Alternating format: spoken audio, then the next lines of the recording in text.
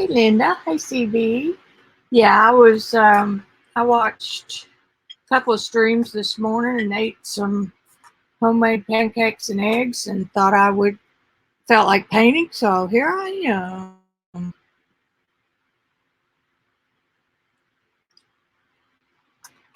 Hey Gail. So everybody loves a challenge.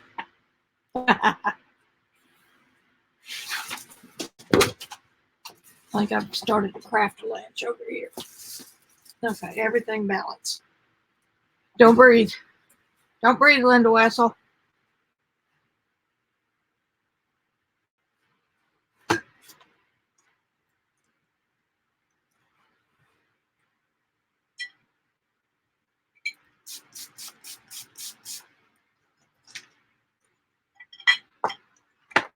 And I have a little glitch with my palette, so it'll work before I get done with it. There's my little teapot, needs to be put away. Okie dokie. This one's going to be on a big sheet of paper. Dirty water. Dirty water never hurt anybody. Get this little guy out of the way. I'll get settled here in a minute. I've been doing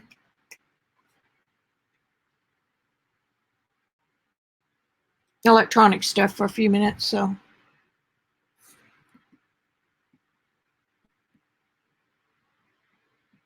seeing what I've got to work with here. Oh yeah.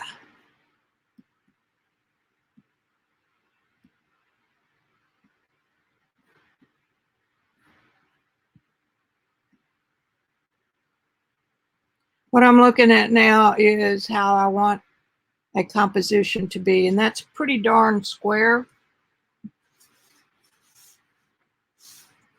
Y'all know how to measure square?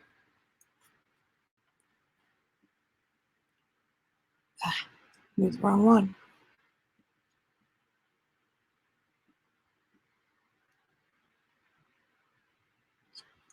This is a rectangular piece of paper. Hi, Christy, Cheshire. Glad y'all are here. I'm playing, so this may or may not turn out. You just take one corner of your rectangle and fold it until the edge at the top is even.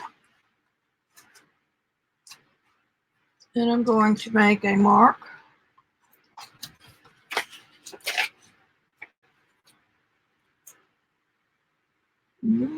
Then I could tear it.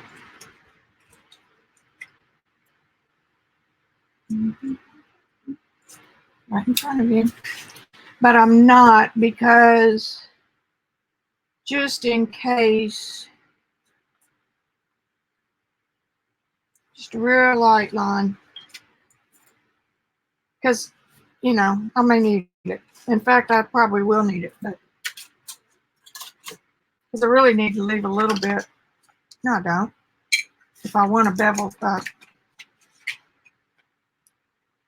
I want a torn edge, I need to leave it that way.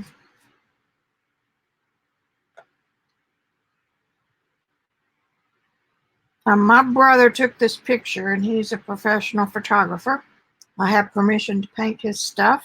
This is my nephew. Like I said in the description, he's getting married in November, and this was 2002. So I've got a square format. Let me pull him down here a little bit while I discuss this.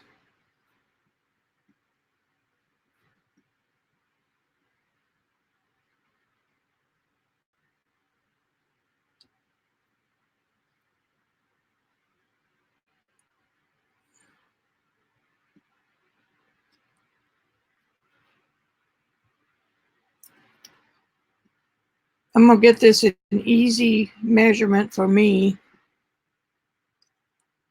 You know, I've told you last week that I like to work with my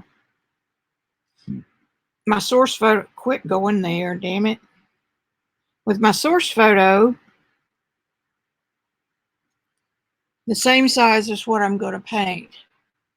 Now that's all well and good if I'm working on my, let me get rid of these. If I'm working on my iMac and I have a second monitor hooked up over there, I can make him be that big on my monitor. I can't here because I don't have that much real estate. So what I'm going to do with my little pencil is I got the picture to be this size, this width. You can almost see my...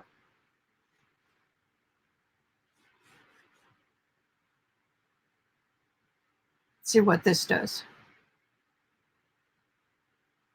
Okay, now let me measure it again straight on the screen. Straight on the screen, I am a little bit small.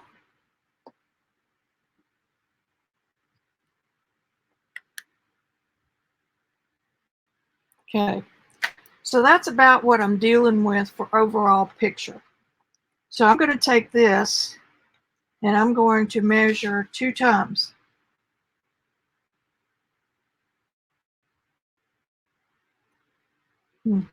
It should come out the same. All right, so we'll go a little bit bigger.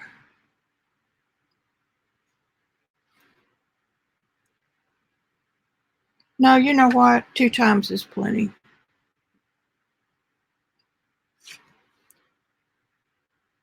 Voices rambling in my head. Okay, I'm going to go with that. So kind of, sort of, 2 pencils. I've got about a 1/2 inch left over here, which is another reason to leave it over here. So, you know, I don't want to tear this off till I'm finished.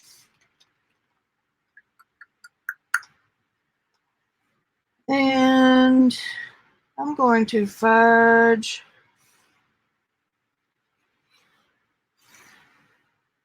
an inner square that would kind of be my target for having enough of a white edge to leave for framing, but I don't want a tight, crisp edge like you get with tape. Capiche? So even though my cut line or my tear line is over here, I want to stop my painting an inch from that, if I can.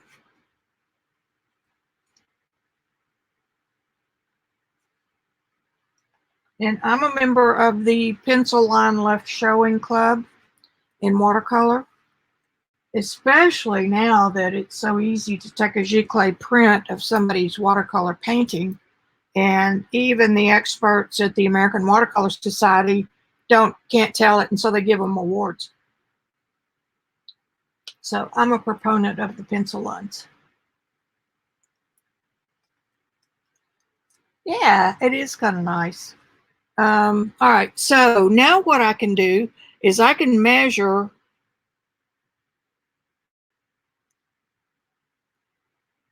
2 times. I'm measuring from the right-hand edge to the water that he's spitting up. So there's 1, there's 2. Okay, so my water will be about right here. Let me get you. This is the line that the water may go.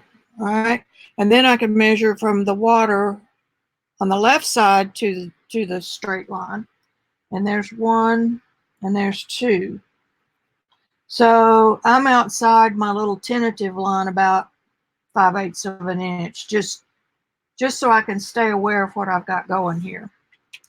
And now I'm going to measure vertically from the bottom to the tallest point of his head, which is right about on his forehead. So now I'm going to go roughly 1, 2. So the top of his forehead could be right here. And from the right side to the top of his head, I'm going to do 2, 1, 2. So there's the edge, back edge of his head. From there, I'm going to measure from the head to the chin, back of the head to the chin. So we have 1, 2, and there's his chin. And then double check from the chin to the left edge. 1, 2, and it's off a little. Let's do the full head. 1, 2. Okay, so there's the full head. I always try to use a kneaded eraser. It's not as harsh on your watercolor paper. Okay, now let's try from the chin to the left edge. 1 minute. It's almost a full pencil. Let's go. All right, I'm double checking from the right edge to the chin again. 1, 2. Okay, check the head. 1, 2. Whoops, 2. Okay, that may be where I'm off. You don't have to do this with anything but portraits. See where that goes. And now measure.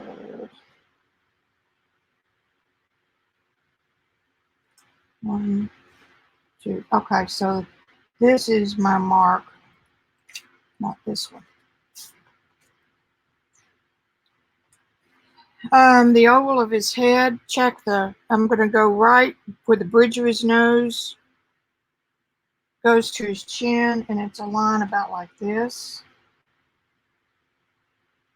So I measured it with my pencil and just put it down, and your hand will automatically follow that line. And then I double check it, and it's pretty close to right. Okay, any questions?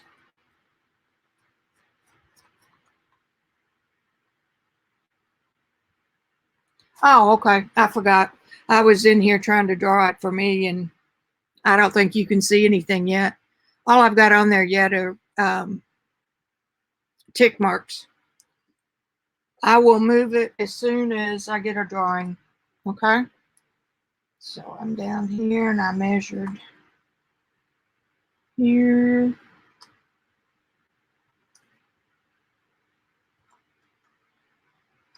I'm gonna double check. I always double check things 2 or 3 times.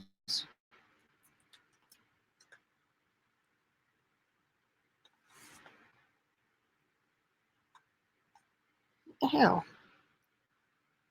Okay. 1, 2. So it looks like the top of the head is only about right there. For real.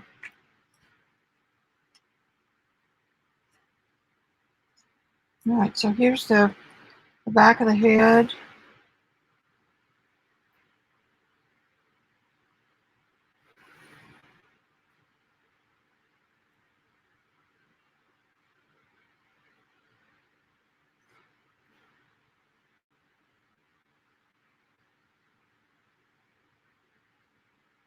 I'm drawing so faint that I can hardly see it.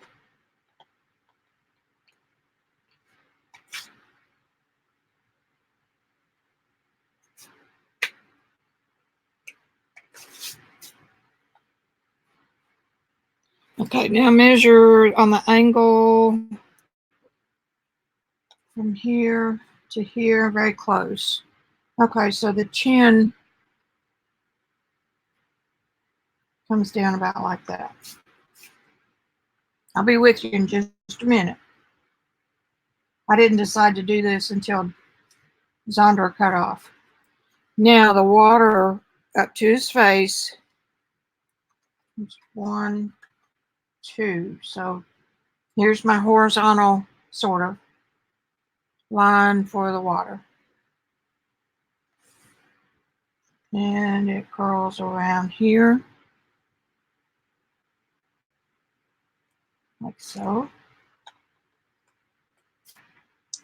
And his neck. His shoulder. That's too big, Mama. The shoulder. and his arm. And I don't think that's right, but I'm 1, 2. So now it should come over here. Do do do do do do do do do do do do do.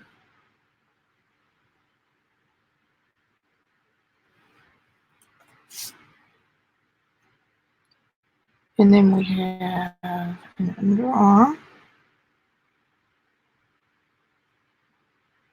Then we have a straight line coming down. And then we kind of have a chest. All right, now before I move this, I've got to think about the eyes. The bridge of his nose, 1, 2, is right here. So if that's the case, then his eyes will be on that line. Pretty darn close. And then his nose will be, I'm going to measure it. This is an odd 1, 2. And then his mouth is the same from here. 1, 2.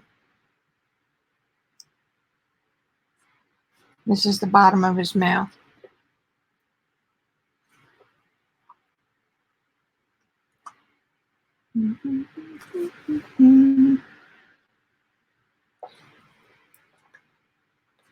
One, 2. Okay, so the nose is coming out from the cheek a little bit.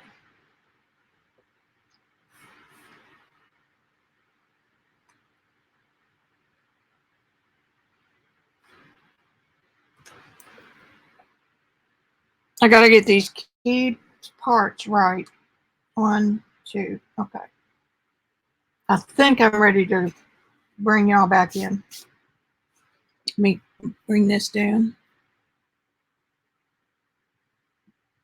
Well, I'm just going to put it over here like that so that same size I can measure again because I know I'm going to need to.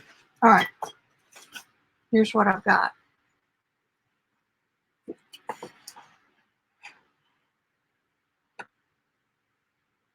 Just general shapes, lines,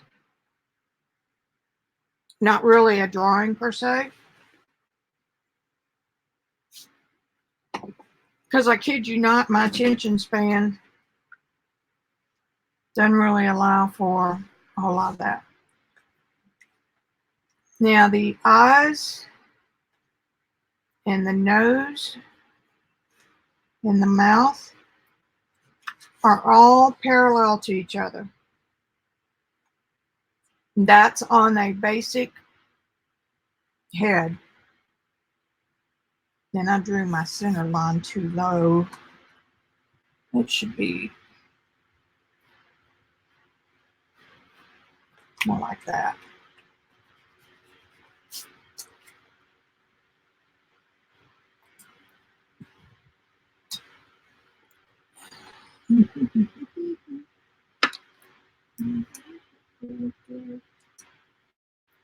One, 2. Okay, so that's just going to curve back in a little bit. I'll modify that. And then we've got a little outcropping there where his eye bone is. And then it comes in and back out.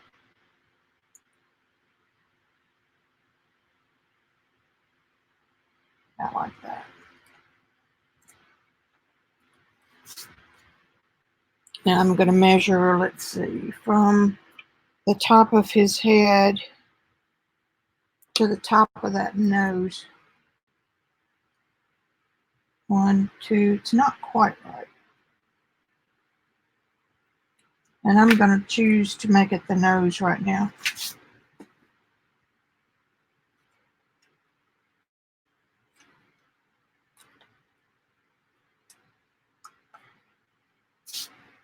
Okay, any more questions? Okay. Let me move this up some more because I'm not using the water part right now. I need to get a drink of water.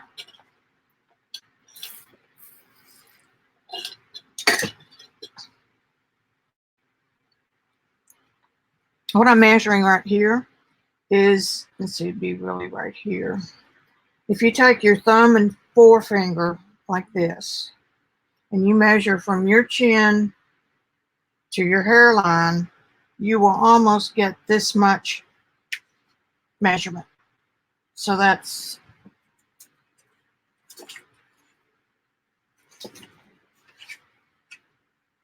about 6.5, 7 inches for an average head, okay, from chin to hairline. So here I'm going to be about like that, which is about 2/3 of a full-size head. You don't ever want to go bigger than a full-size head unless you're doing it for a design reason, because they look unrealistic. Okay, so that's what I was doing there. Was just checking that.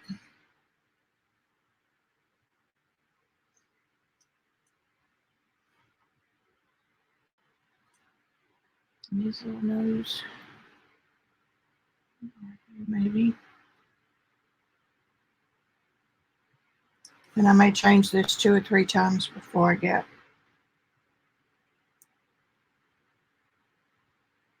where I'm going with it. I told you it was going to be a play day.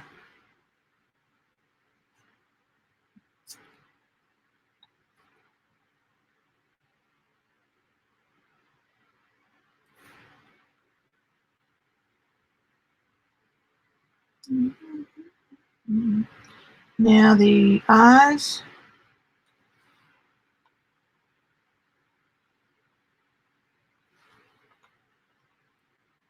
Find something to write on. That's a good way to make a mess. Eyes are 1 eye wide. I need to do that on something that you can see. That would be a good idea.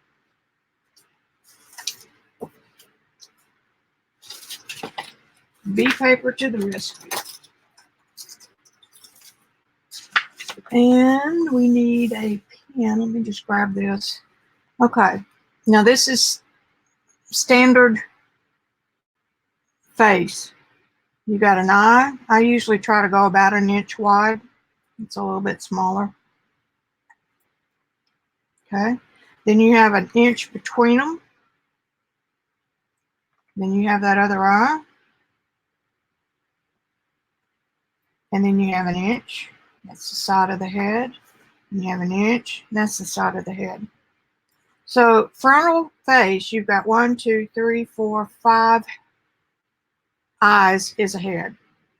Okay. Does that make sense so far? And then you've got a brow bone up here. And from that brow bone, if you come down 2, that's pretty much where your nose is. 2 eyes, I should say. Now this is rough human anatomy, the average human anatomy, you know what I mean. And then if you come down like that, your mouth is somewhere working in this area, and your chin is probably down here. Your hairline is probably somewhere up here.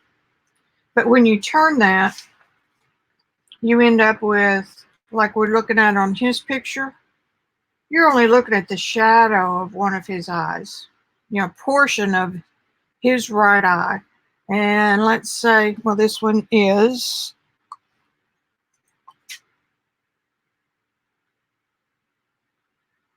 so his eye is about that wide. So we're going to skip an eye and we'll have an eye.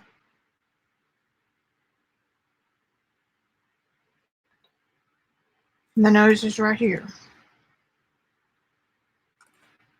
And then we will have the extra eye on this side, and we will have the extra eye on that side because the face is turned away from you. So we've still got, and it might be a half one, we've still got 1, 2, 3, 4 and a half. If you add this half, it'd be 5. Is that too much detail?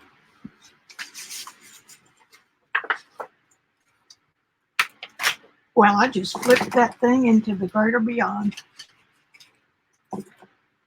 Oh, by the way, this is a grease pencil.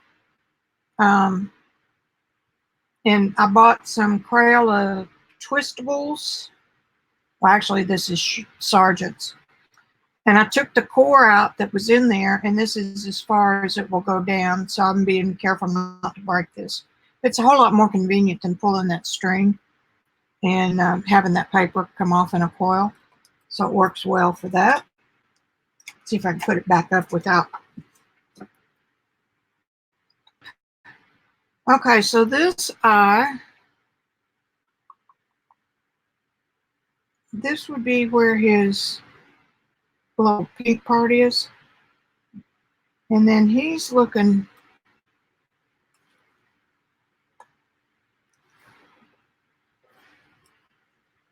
His lower lid is curving just a hair.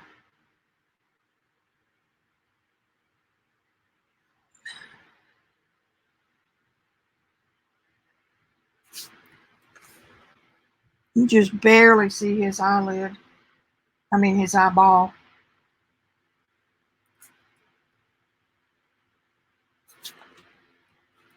All these measurements are based on mathematical formulas that come from the Greek.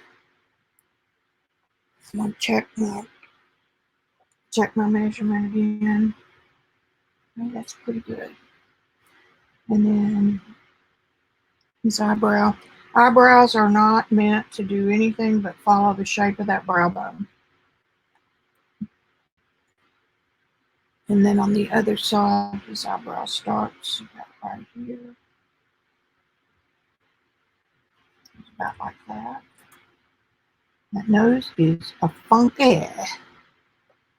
Okay, so let's get the cheek.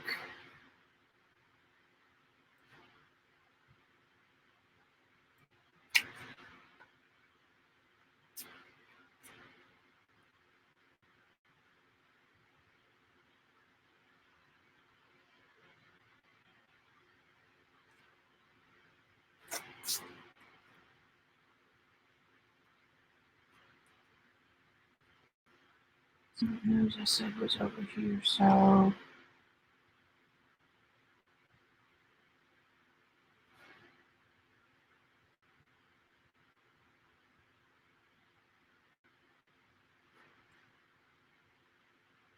and I know that the side of this nose, the edge of this nose lines up with the inner corner of that eye, or very close to it. That's just something I know.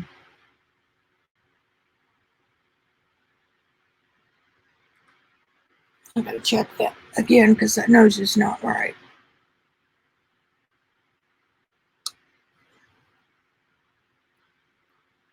One, two.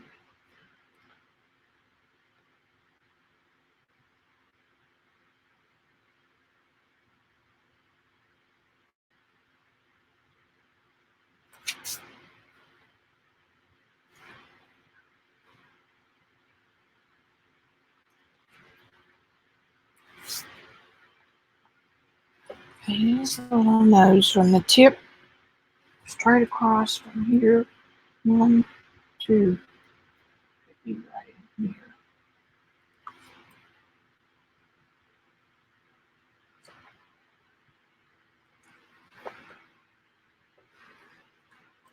One, 2.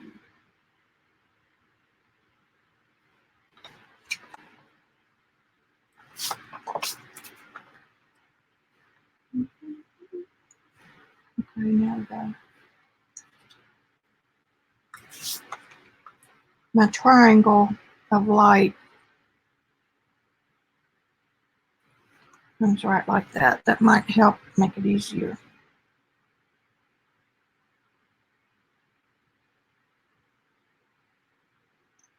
And he just barely has something showing right there. That's a funky looking piggy nose.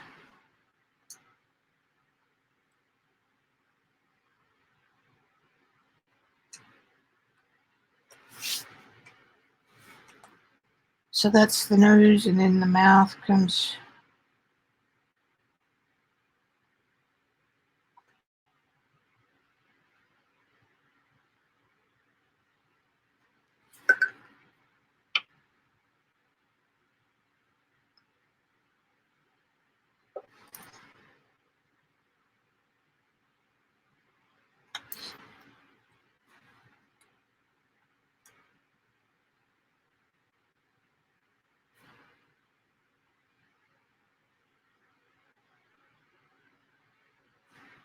And I know that the edge of the mouth will line up with the iris of the eye.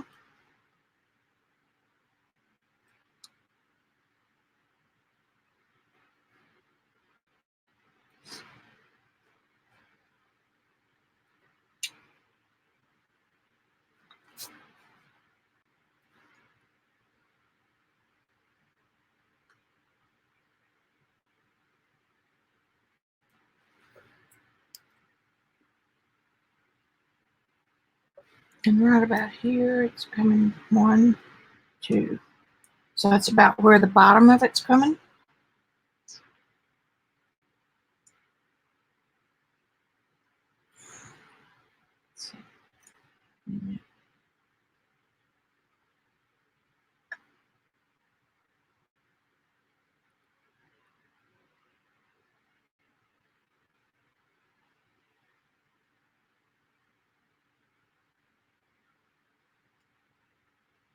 Problem here is that this is a a turn angle.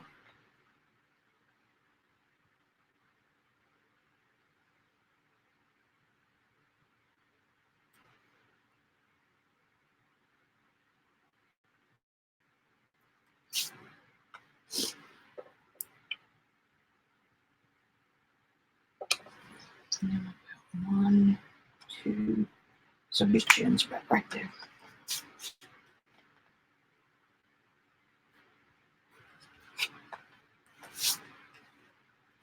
Now, the trick is to turn it this way. Ooh, that nose.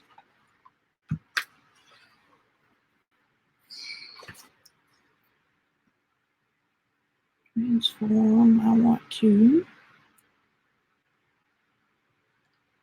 Won't let me.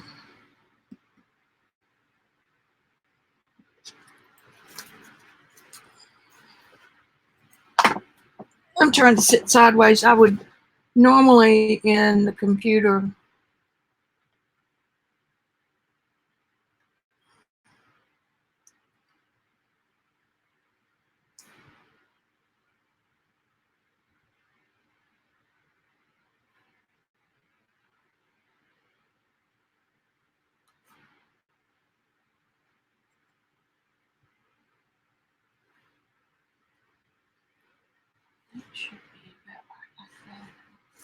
Okay, I'm not lying. I'm having trouble with this.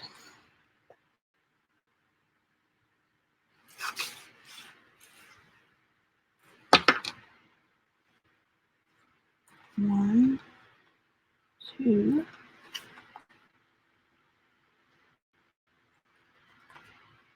One, two.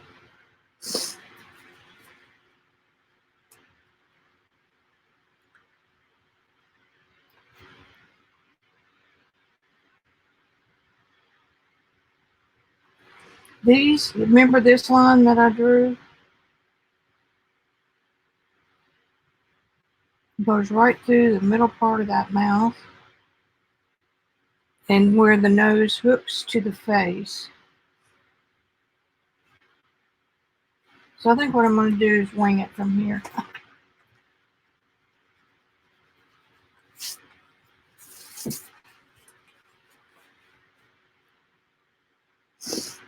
Excuse me for sniffing in your ear. Okay, so that comes down. Shoulders even when it's under.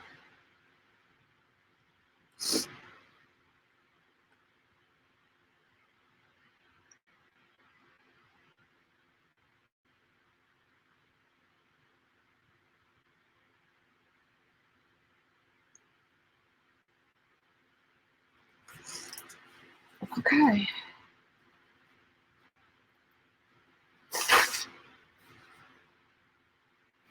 Take a drink of water.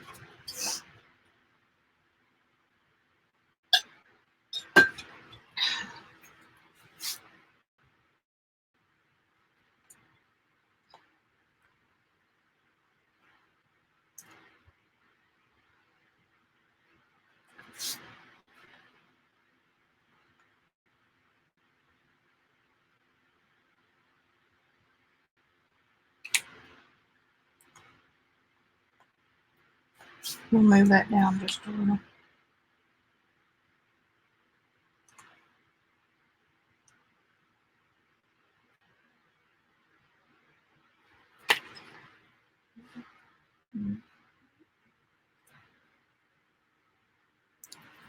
Now I'm going to measure from the corner of the mouth on the picture to the eyeball.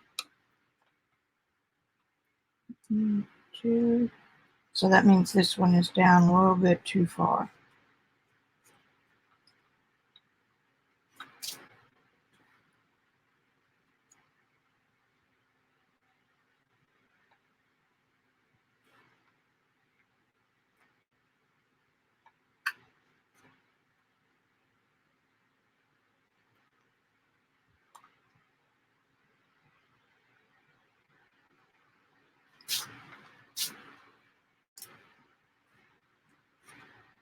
Okie dokie.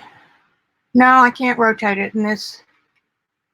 Right, you can't. It's not supposed to be there. There's not one there. It's just about right here. And all you see is a shadow from the brow bone coming down right here.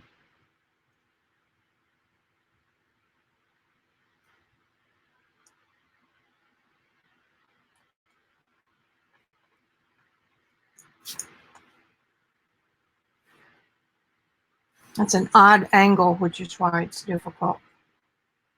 Not impossible, but difficult.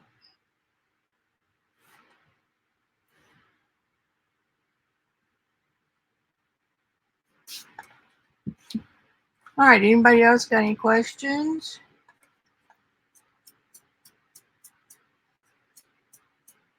Malia, hello.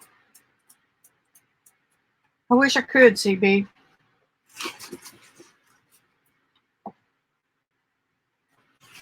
Watercolor likenesses are really difficult to get. And a lot of times you rely on a printout that you can trace on acetate to see. Okay, now this line is coming up. He had a big space between his front teeth when he was little, and he looked like, oh shoot, Mad Max, Alfred E. Newman. And we had a pool then with a big rock fountain. And I found him one day. It surprised the poop out of me. It was a great, huge rock that had a bowl scooped out and sandblasted out of the middle. And he had somehow climbed up on those rocks that were 3 or 4 feet above the edge of the pool or the deck and was sitting cross-legged in the bowl of that fountain or that waterfall with a snorkel on and those Mad Max teeth, Alfred E. Newman teeth smiling at me. And it was the funniest thing. He was a good boy.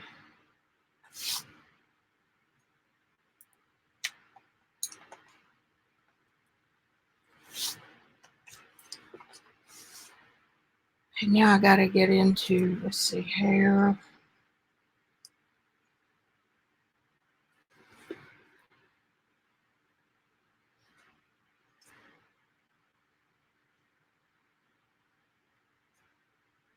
These little sideburns coming below water level.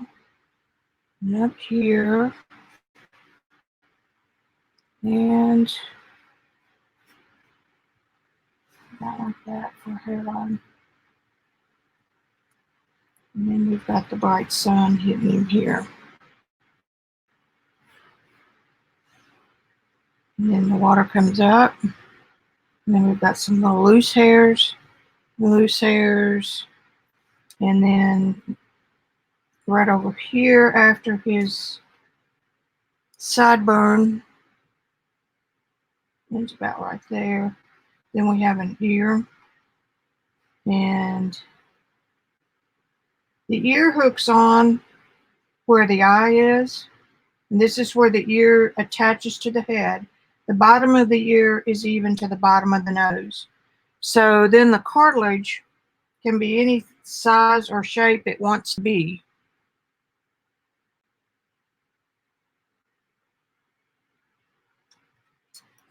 That's what makes the difference in the eyes. But this is an excellent target to hit.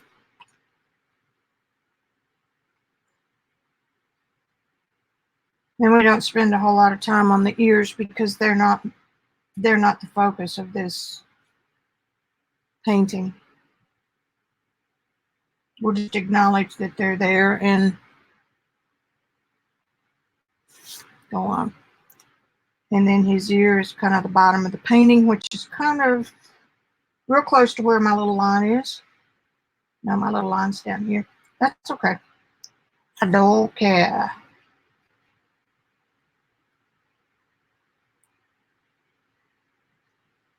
This is going to be a first for me.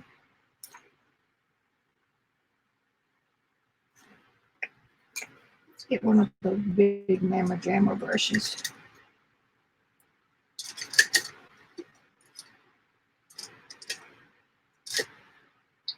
That's scary.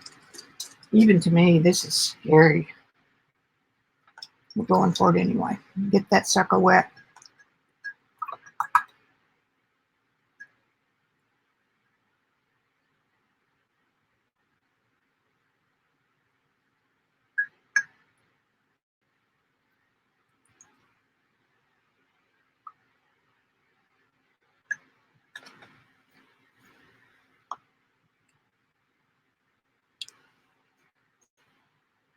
Okay, well, it measures just about perfect with what the image is.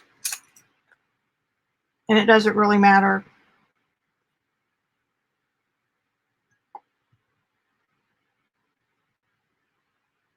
First what? Oh, watery photo.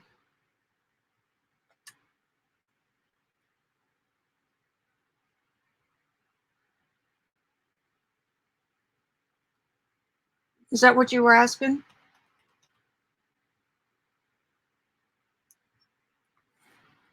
Okay, colors first.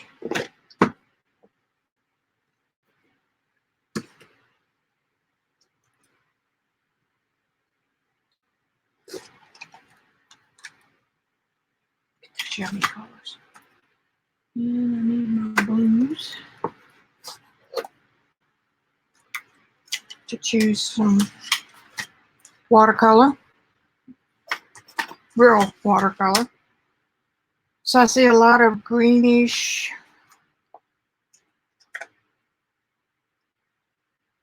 This is cobalt green, Winsor Newton. And then we've got Daniel Smith cobalt teal.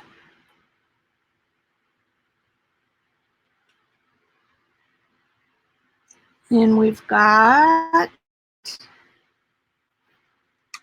Daniel Smith cobalt.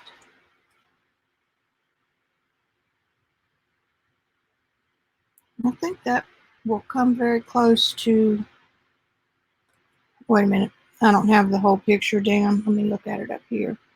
I don't really need that darker up there, but I can get it with what I've got pulled. And there's a little bit of yellow, which we can cover that with one of these tubes.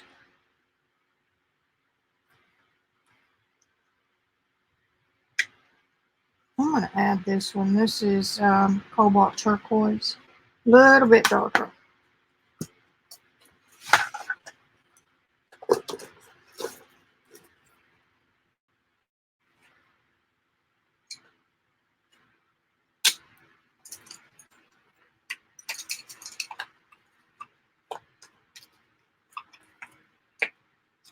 Now I'm going to put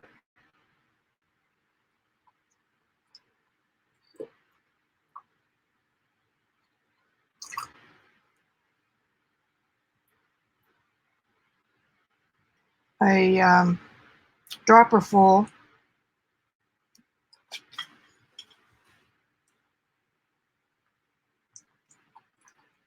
straight into those pans to get them good and wet. And a little bit of, oh, I've got enough over there. I think that'll work. Doesn't have much.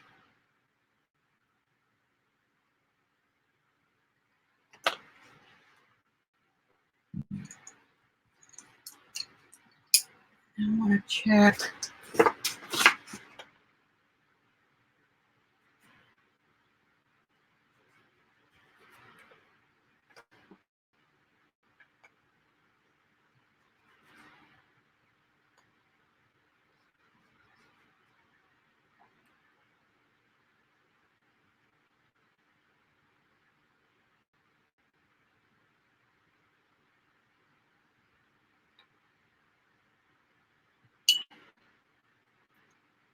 I want to see what these colors look like.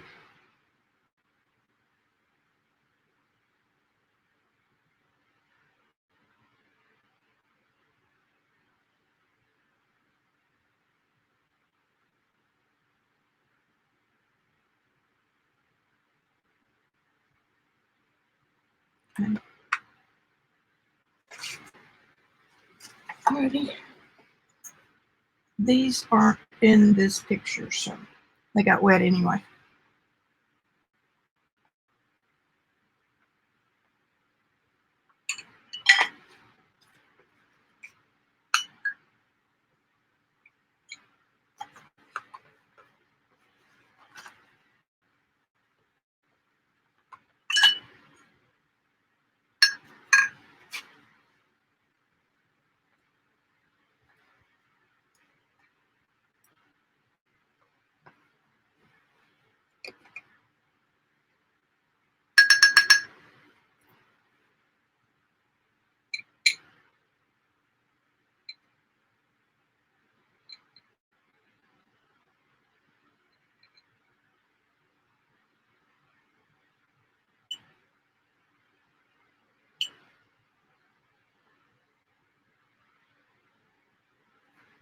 I'm going to have to move the palette out of the way. This is my, I think what I'm going to do is wet the entire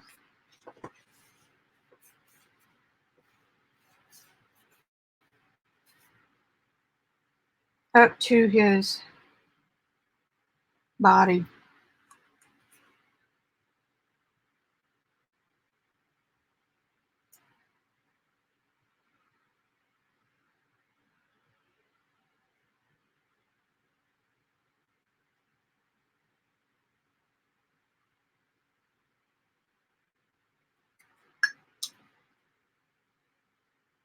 And I need to dry that area in around where I wanted that edge to be white, or, sort of close to white.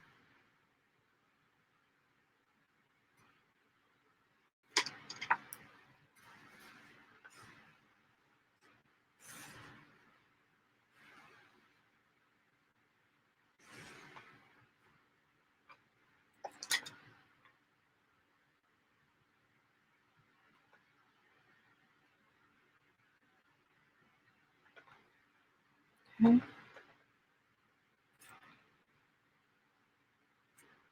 Dry this down here.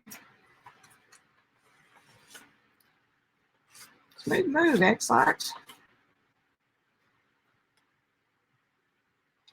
Okay.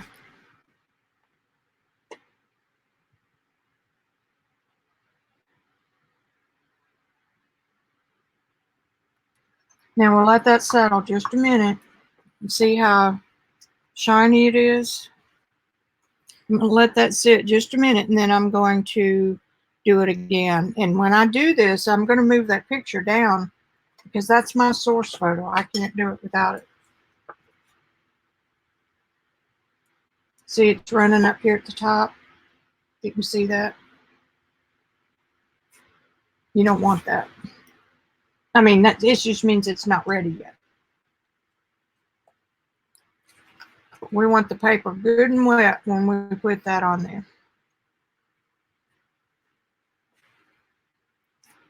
How many times you going to do that?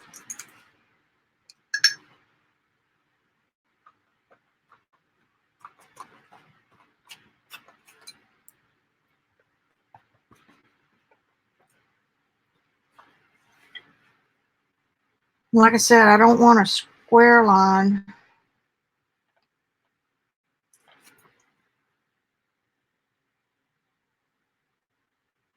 From his chin to there. So I do want to come on over a little.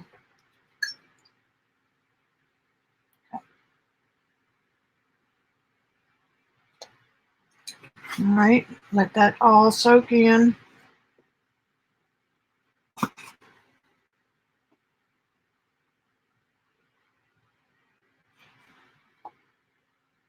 There are people out there that will take a 300-pound sheet of watercolor paper, and if you haven't ever tried one, it's almost like book cardboard that's real heavy and thick, and actually soak it in a bathtub overnight. Just dump the whole thing.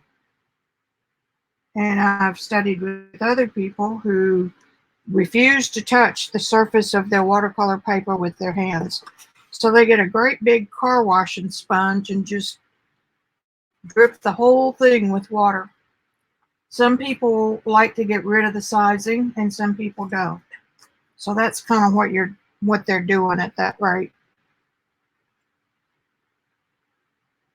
As soon as all that shininess leaves, then I'll put some more water on.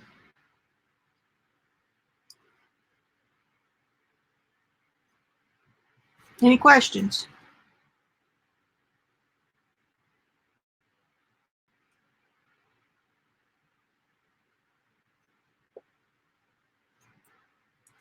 I'm just going to sit here and wait for a minute.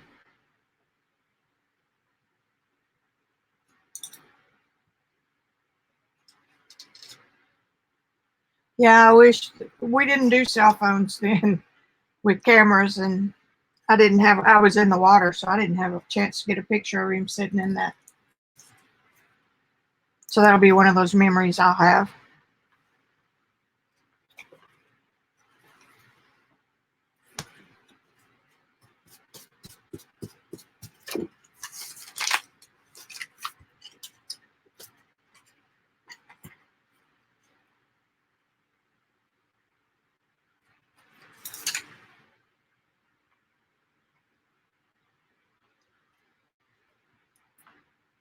And then I've known artists who just jump in and start painting. They don't really give a rat's ass what's wet, what's not. They just jump in and start painting.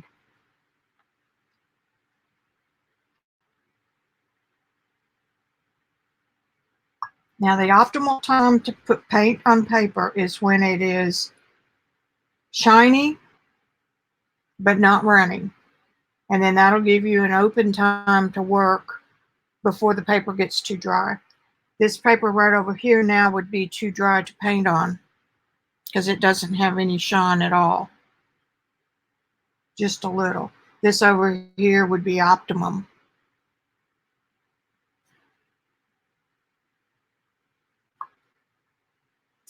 All right, that's good enough. Let's go. Let's see if I can do it a little better this time.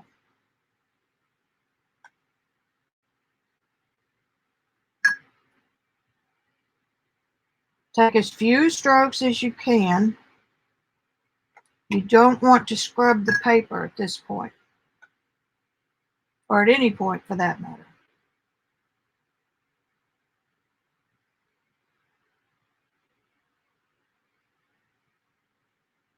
Very gentle with the paper.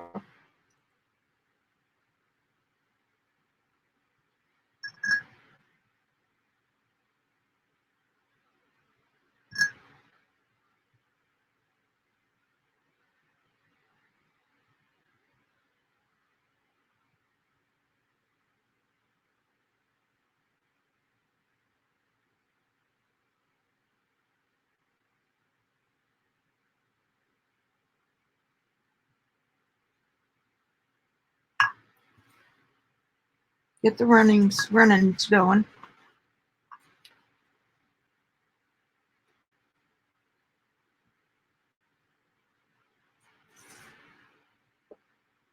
As soon as it quits running,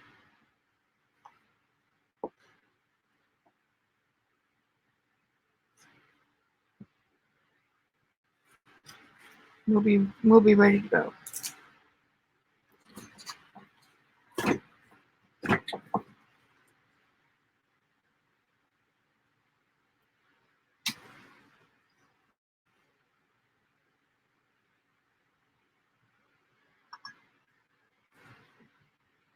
Now, let me shake that.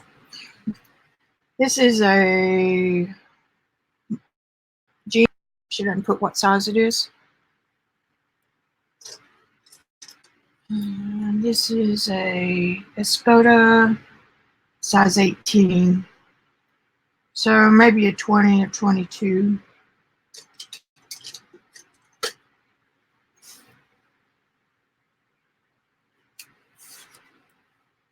We still got some running. Okay, soak in.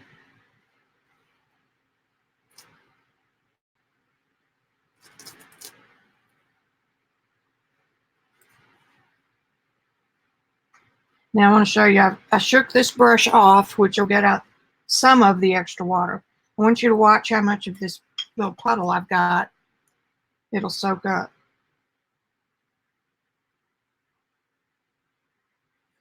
Almost all of it.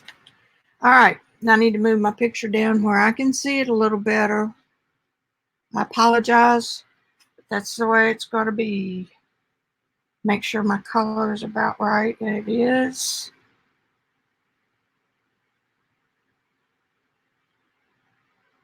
Went right over the edges that I didn't really want to use. It's all right too. Got drips.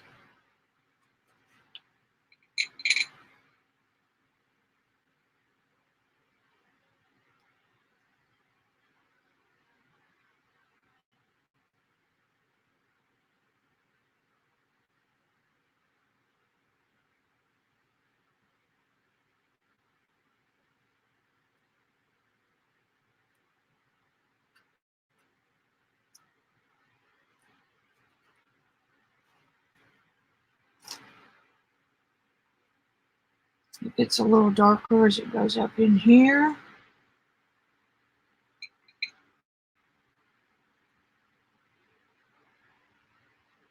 And down here.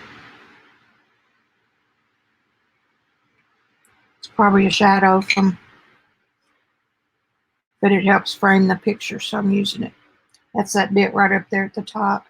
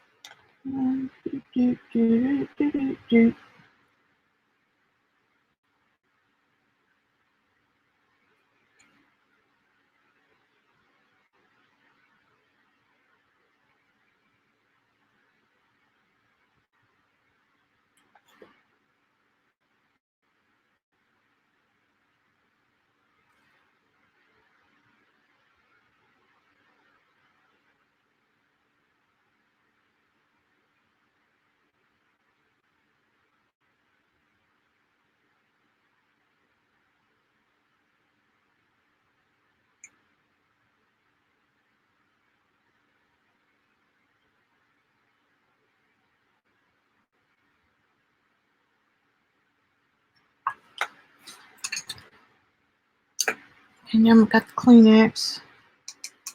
This is just like doing clouds.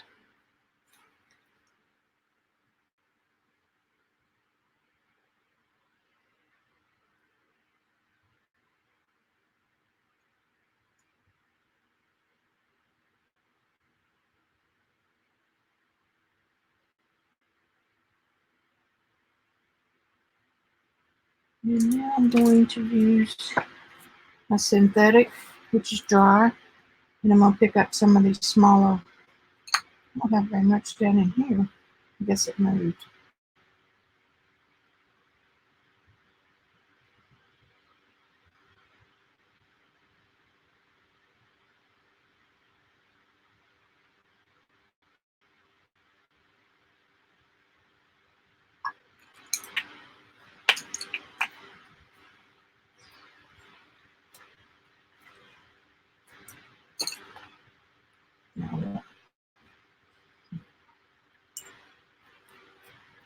I want to make sure I don't have any hard edges.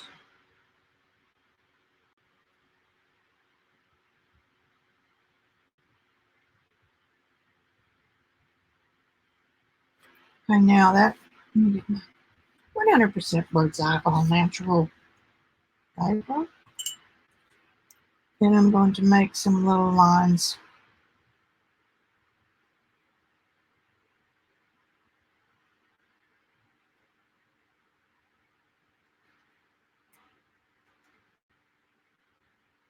Squeezing the brush every time I pick it up.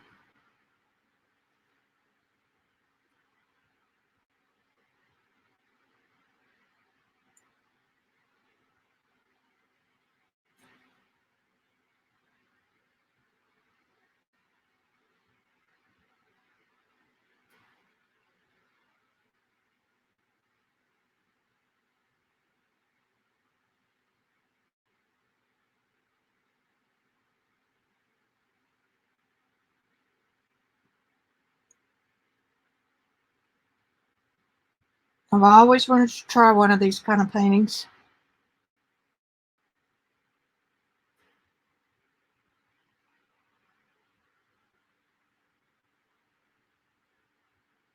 And I'm going to let those little pigments play by themselves.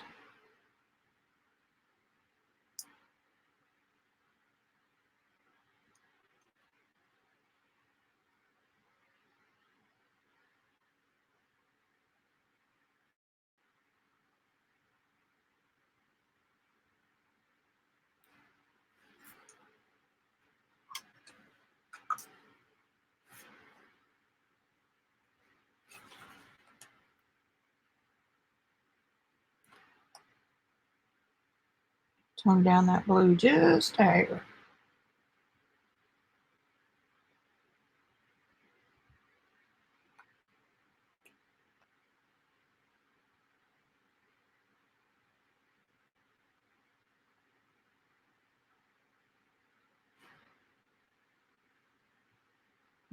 Just about can't put it any more down, so.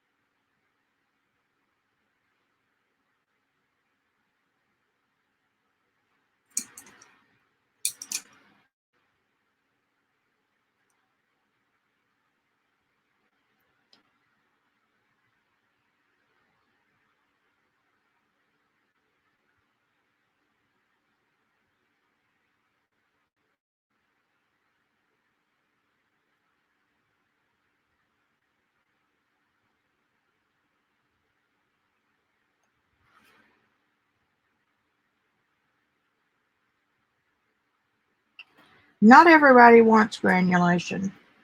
I happen to love it. See all that forming in there? Okay, now I'll move the picture now a little bit.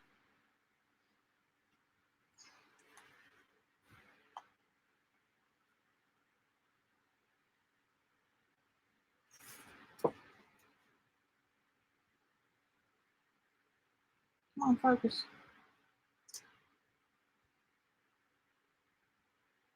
Got a little bit of a lag today.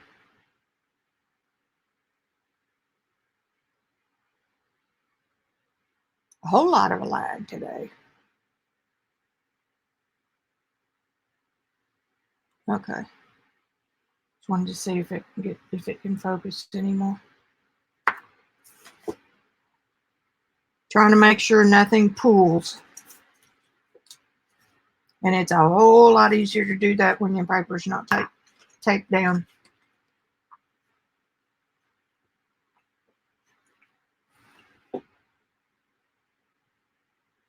Hey, I don't know. Hey, Darla. Yeah, and I can dry it, but the minute that you dry it, the pigments quit moving and meshing together, and that to me is one of the fun parts. Let it dry naturally. Oh, I forgot.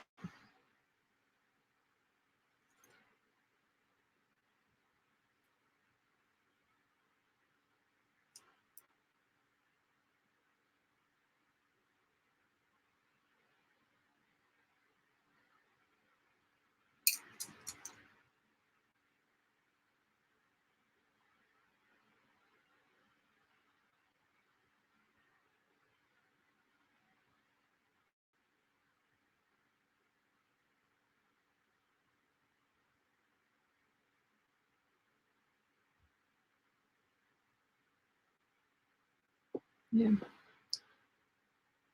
It's the purpose of the painting right there. I almost forgot it.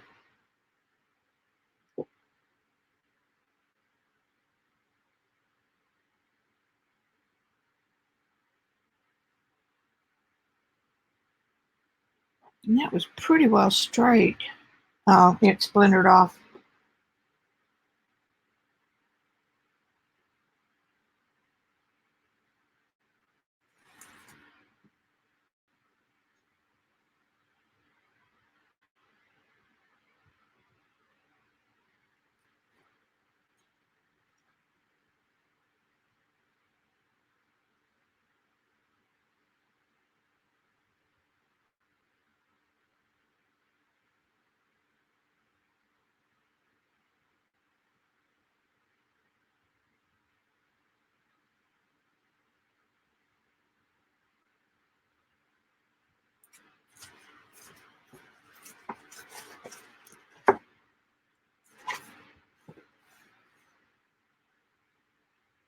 And, you know, I really think pool water has granulation because the water is picking up shattered pieces of light from everywhere, which that kind of to me simulates or emulates, whatever the word is.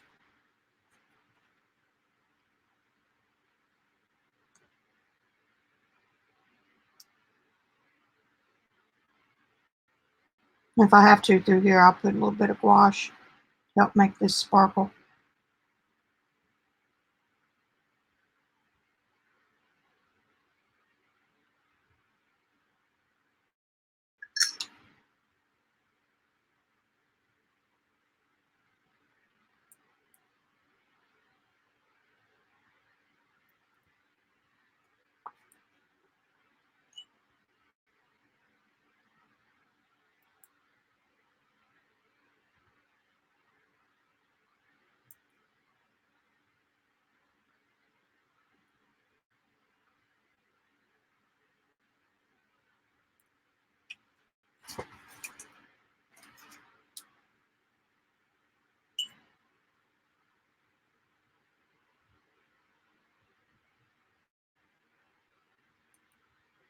This is Fabriano Artistico, 140-pound whole press.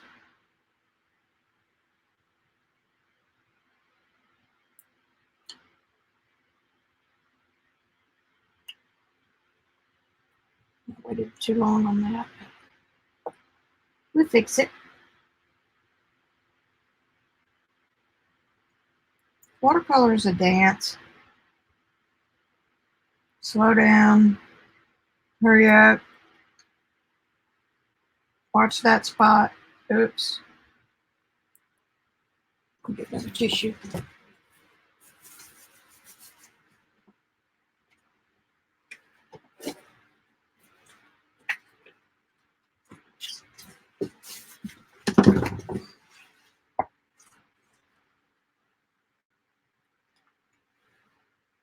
Hey, Joe. Nice you could drop in.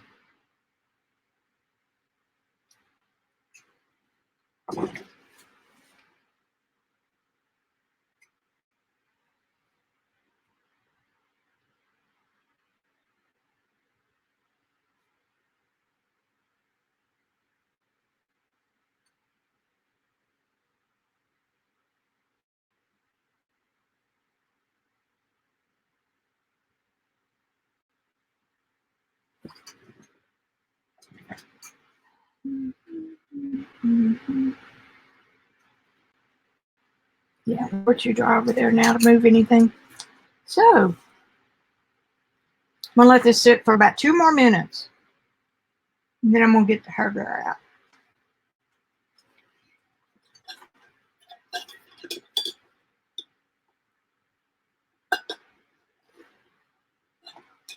I appreciate y'all subscribing to me and clicking the bell to get notifications. And I love all the likes that I'm graciously given. So keep it up. Keep up the good work. Okay, darling, are you about ready for some hot air? I think we're going in the essence of time.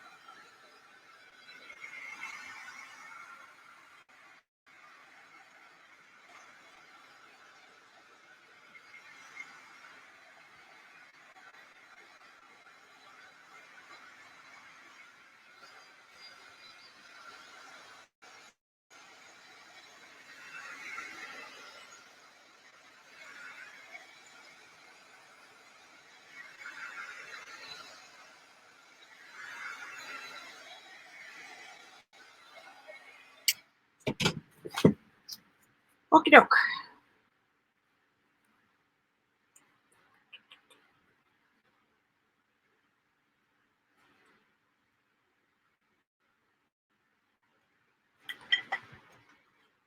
Okay. Clean spot.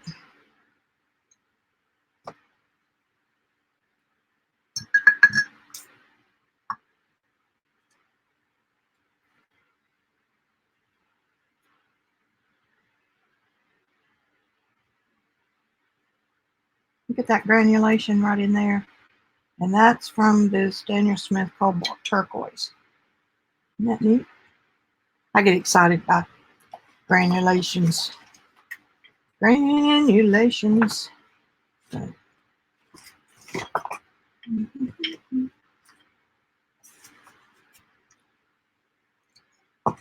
Something stuck to the bottom. I'm going to mix with my synthetic.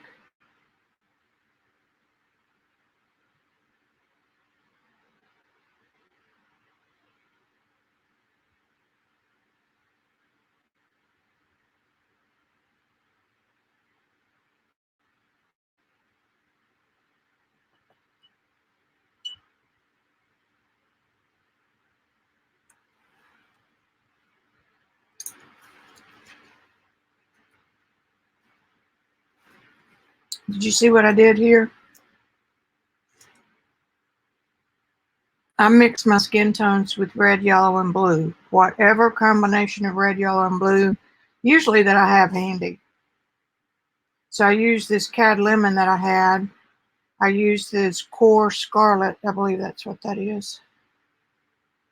Yeah. Permanent scarlet for my red. And then for my blue, I used what we're using in the water, which will give this color harmony with what's already going on over here. Okay. It's not easy. I'm using 140, Linda.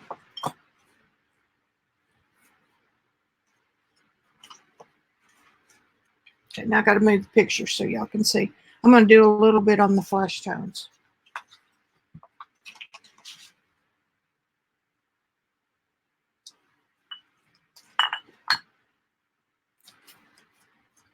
I'm going to hold the palette because I don't want this thing making a mark on that kind of damp paper. Alrighty, so I'm going to paint everything but the white.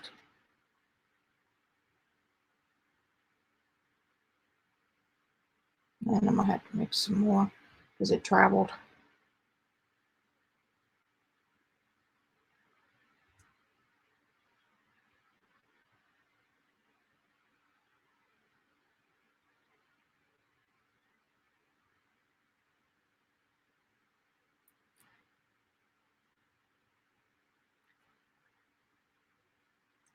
There's a little white line right there.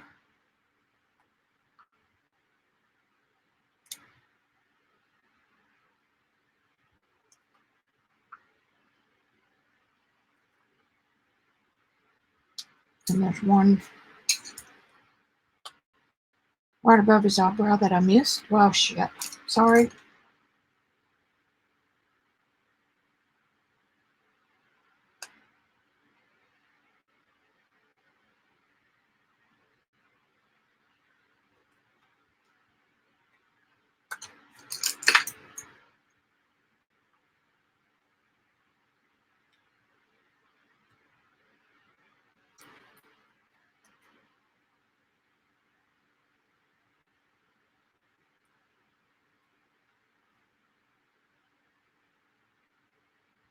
He's got a little white mark right there. And his nose comes there and up to there. And then this part is all not white. Got a little white right there.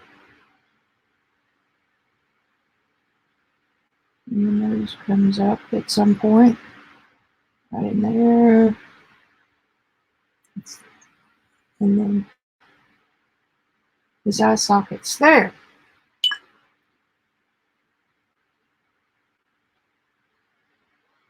And he's got a little light place in there for his eyebrows.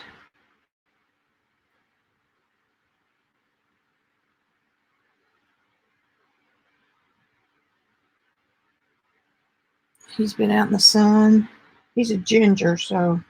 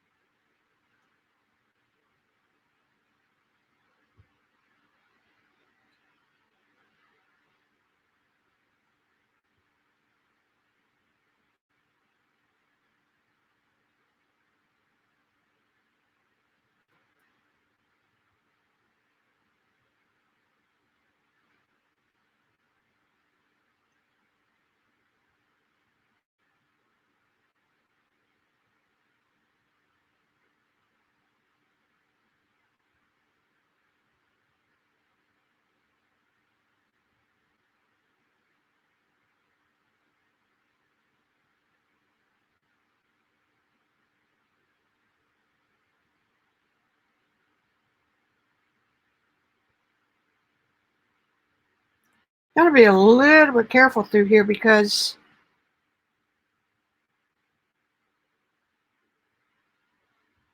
orange and blue will make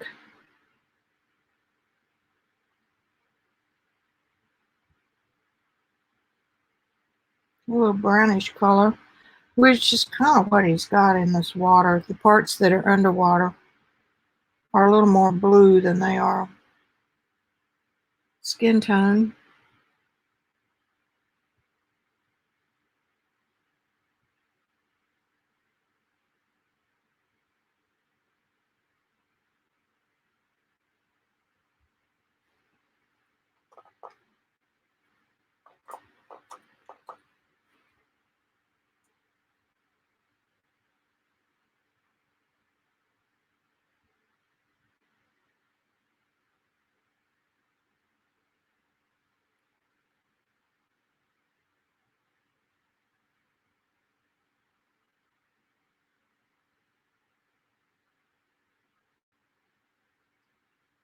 By Jove, I believe we may have pulled it off.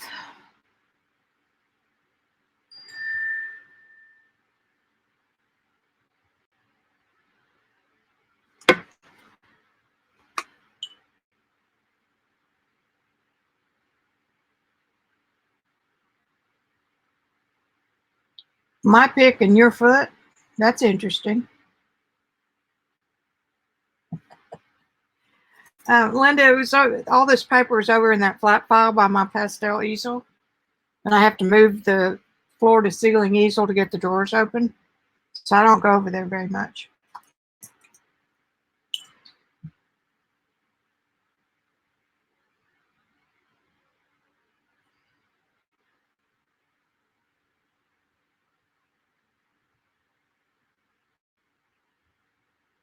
I think I've got, I don't know, 3 or 4 of these 6-sheet packs.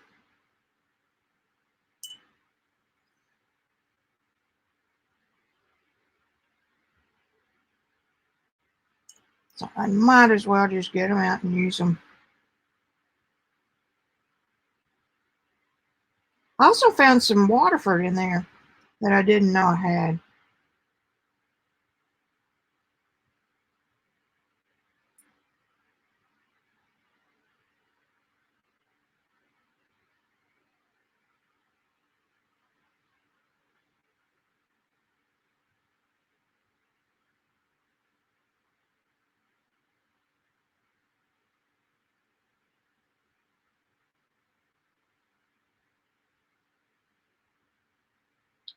And I better get out of that while I can.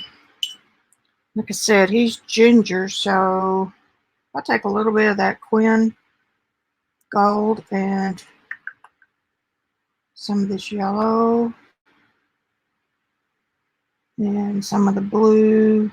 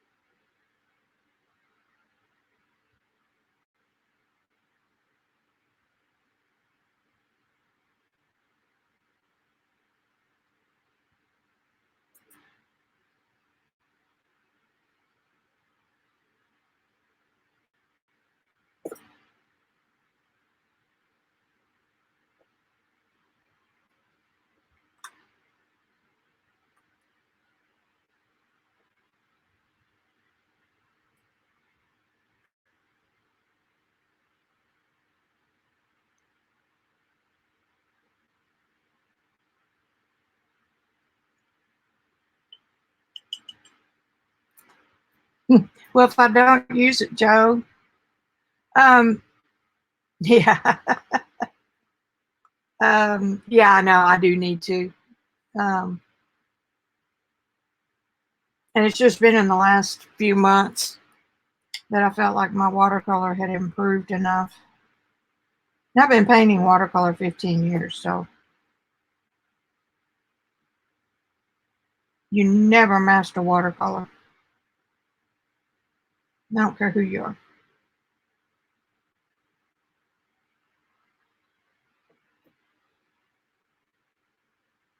Okay.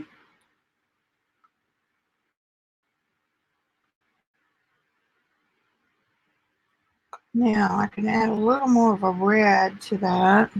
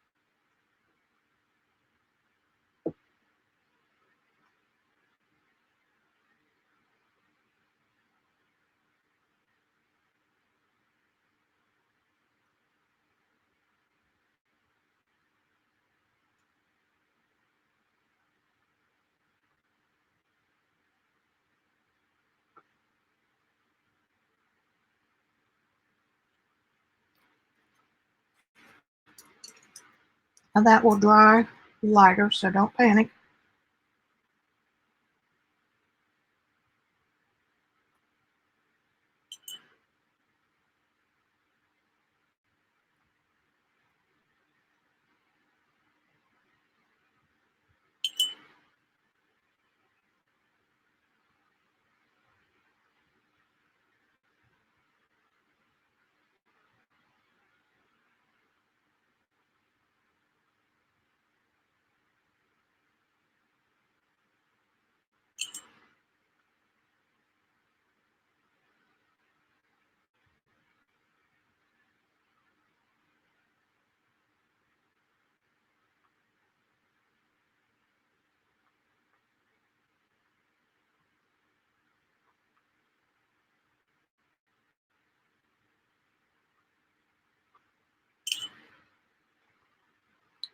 We need to all encourage Linda Wessel to get back to painting. She's got some skills.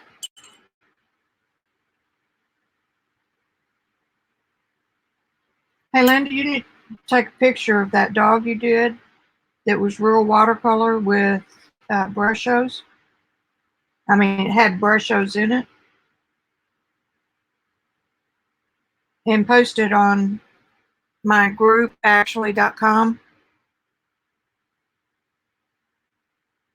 so that everybody can see it. Make sure I'm square to the world.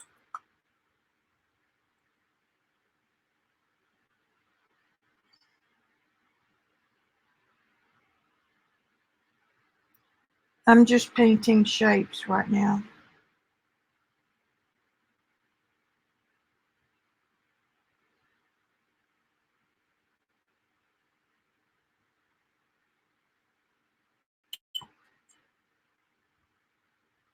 Shapes of shadow.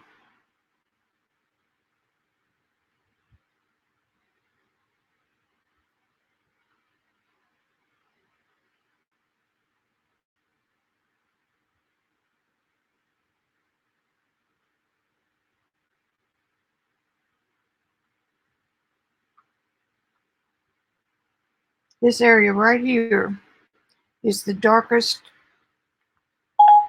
Oh, I don't want you. Shut up. It's the darkest part right in here of a face. I'm going to use some, I know this is cobalt blue, so I'm going to use some of that. That's made it green. I don't really want it green.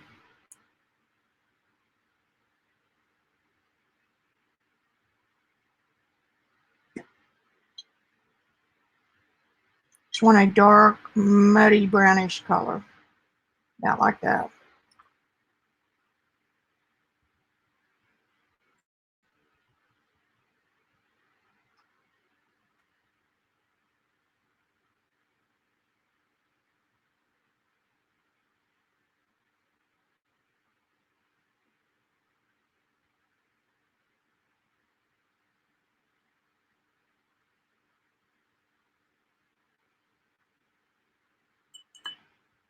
This will all come together in a minute.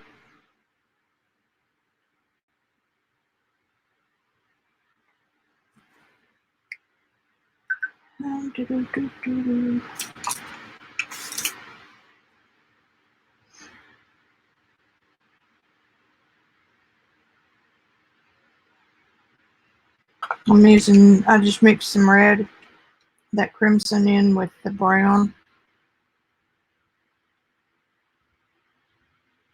Let's get a little bit of that.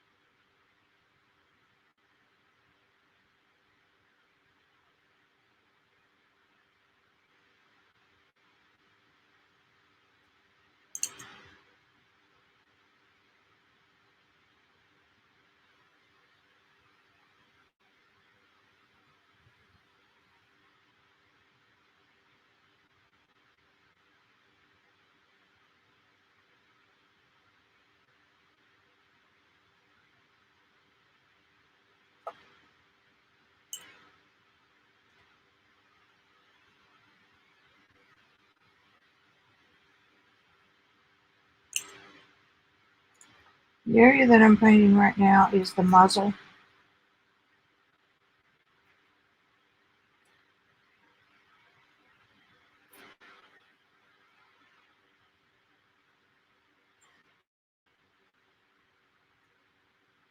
And it goes from the nose, curves down. It's almost a great big oval, curves down to the corner of the mouth, and curves down back the other way to the cheek or to the chin, back up, and then back up again. So it's just a kind of a big oval.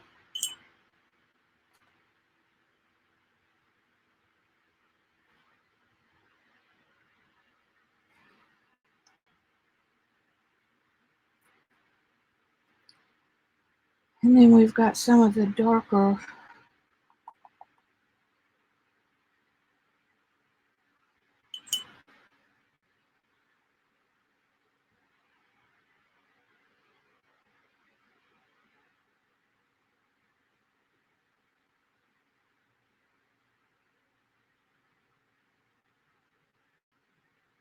There's an actual crease there. And then coming up, it's going down into the cheek and back up. And when it comes back up, it hits the light right here, even though his light is not completely white.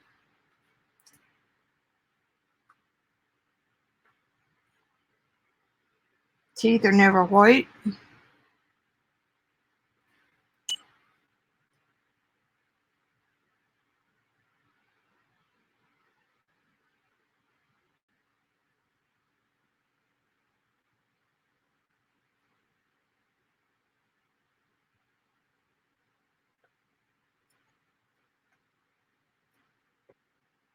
Not like that.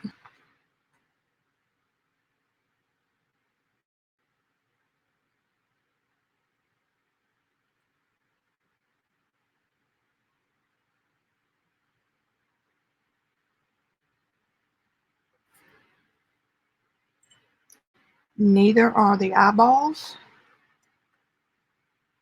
They're either a bluish or a skin tone color.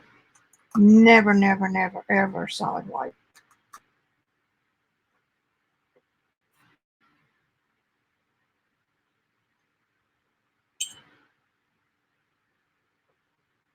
Unless it's an illustration.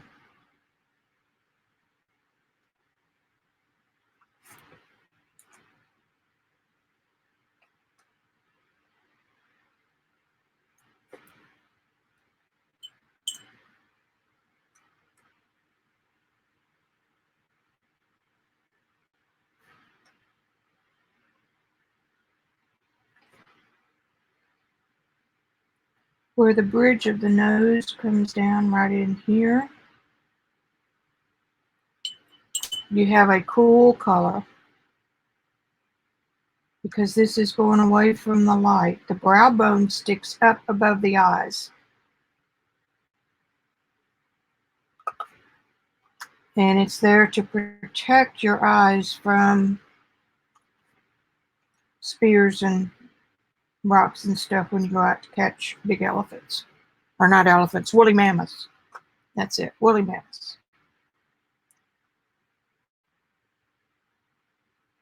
And I'm unconsciously in my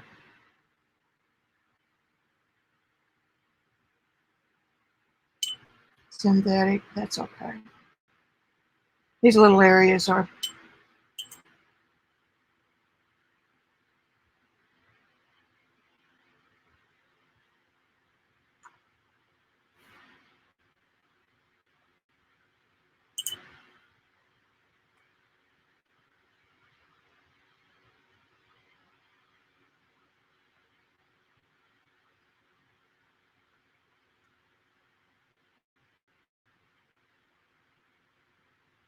it's on there.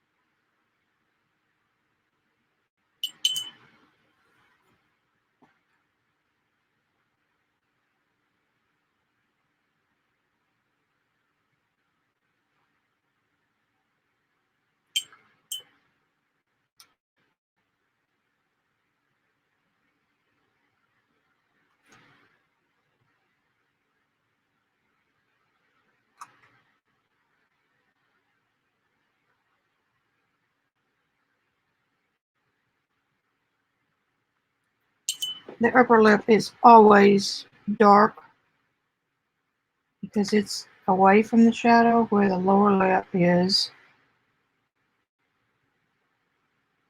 coming out into the light.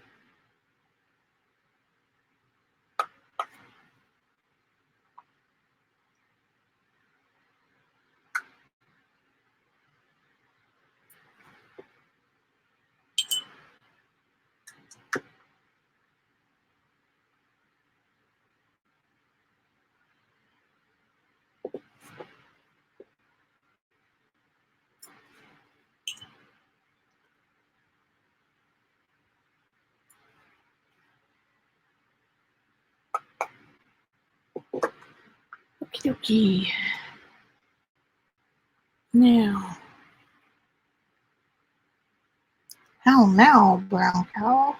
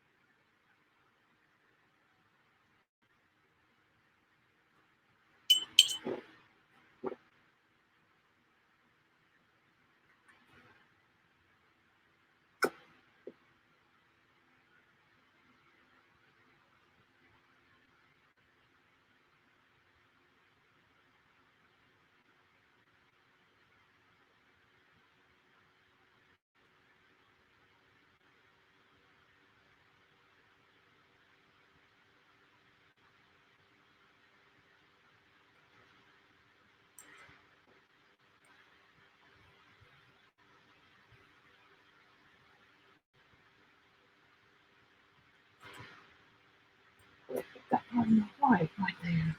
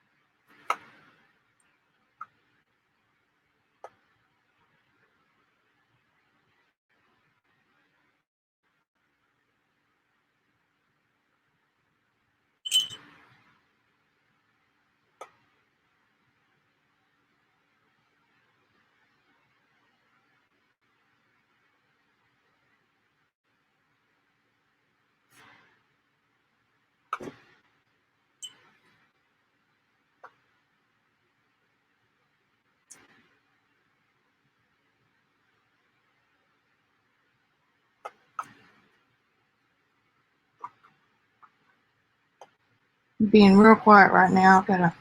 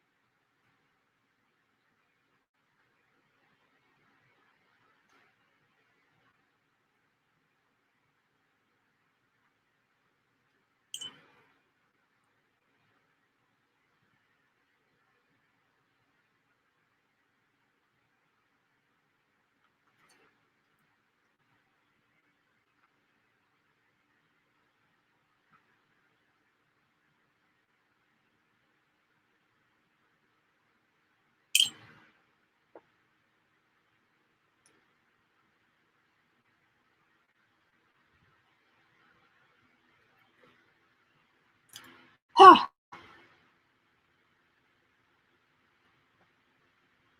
I'm gonna take a little break. Now, see what y'all are doing. Bye, Gail.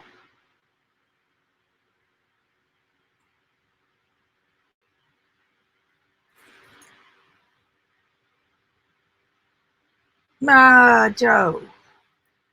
I kind of do whatever the painting needs, but lately I've been doing the light color wash over everything but the whites. And that helps me mentally keep my whites like here and here and here because I planned them from the beginning. I haven't always done that. But I think it takes a lot of experience to get to the point where you kind of know how to handle your brushes and your paints. I mean, it all kind of goes together equally, but you have got to know how your paints work and how the water works before you can get real serious about things like composition. And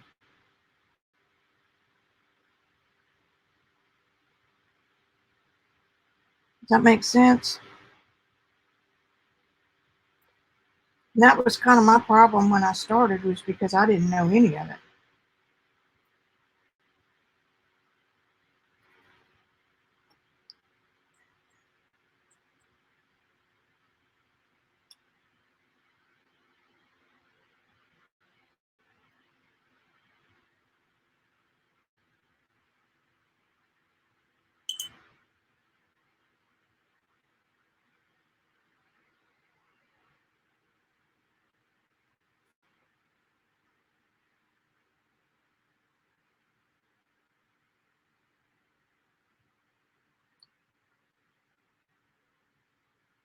Good darky dark.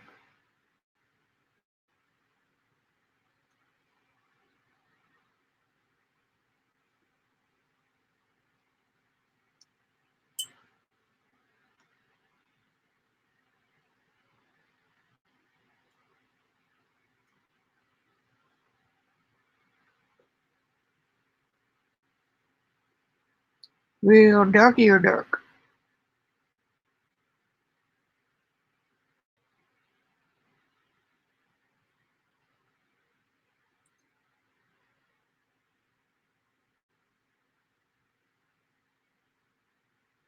Come on now. There we go. Got to get enough pigment going on.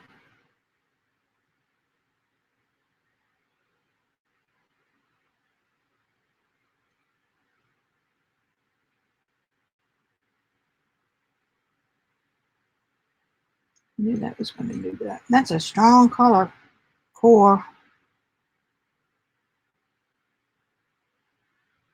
Just making a black.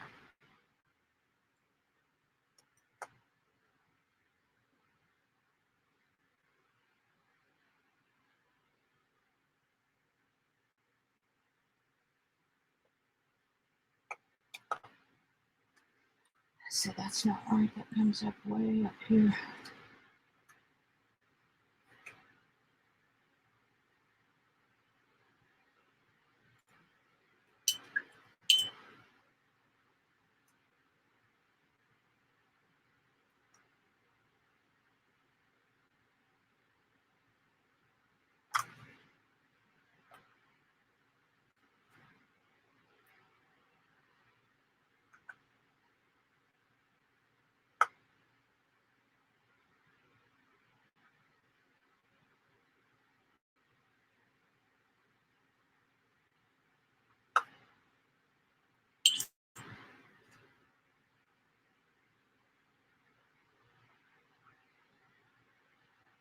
The nose hole is never black.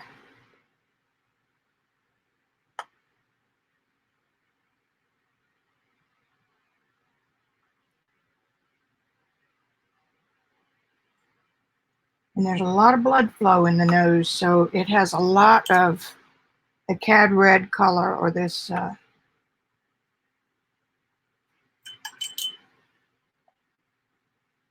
crimson scarlet. And we'll have a little bit right down here. Now, our dark turned out pretty good, but I've got some more dark right here. I'm going to put it in right here.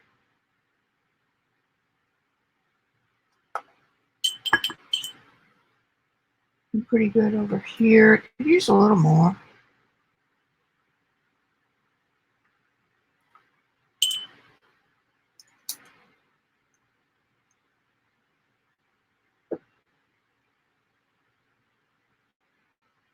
I need some gold.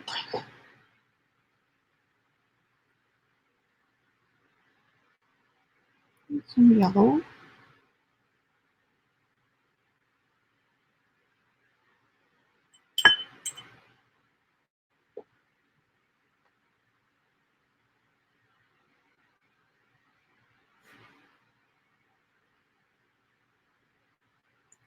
I don't paint hair. I paint the semblance of hair.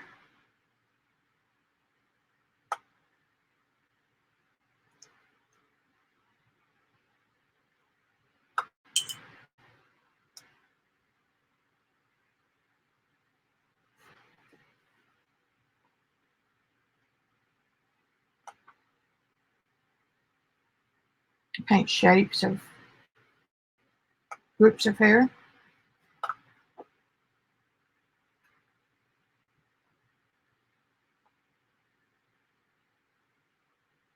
And then just accent a few hair strands.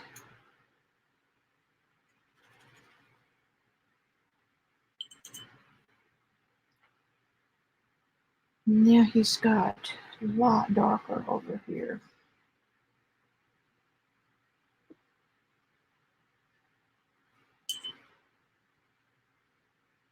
See how I'm having to, I mean, I could switch back, but having to fight, not really fight it, but I can't keep water enough in that to really, in the synthetic. Sometimes you want that.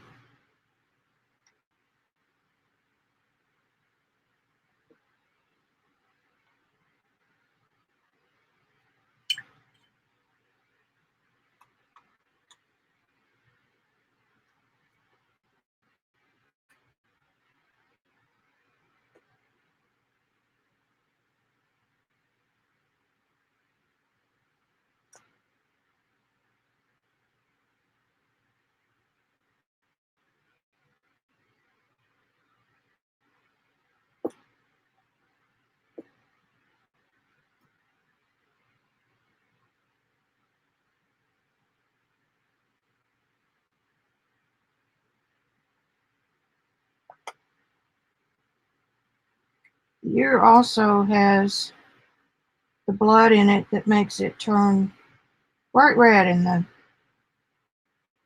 if you're in the sun.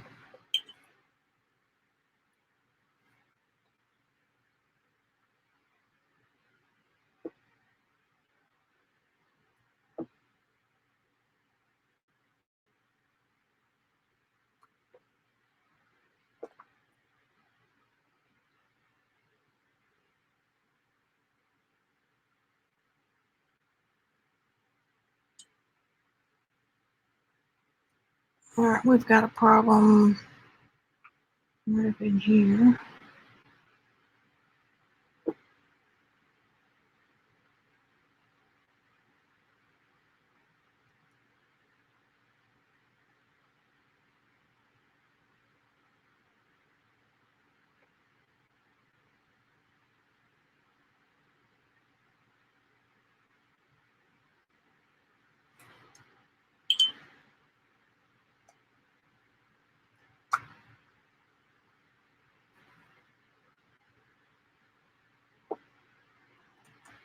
All right, look at you.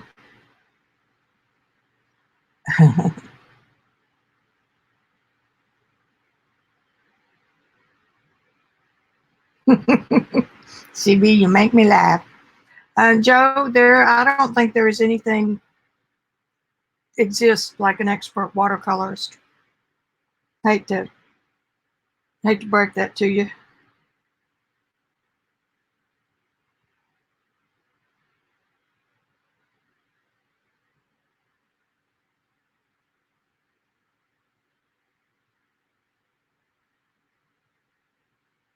I don't know if you've been here enough to hear me say that I've seen master tutors, master painters with international followings tear up paintings in the middle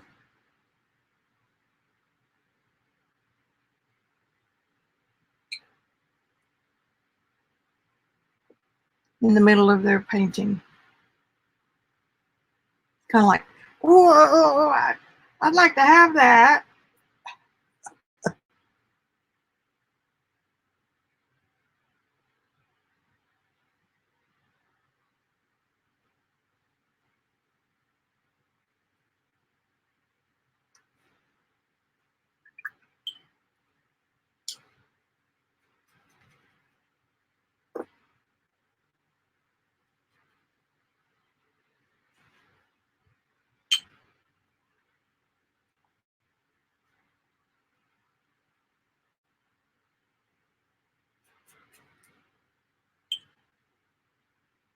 Mm-hmm.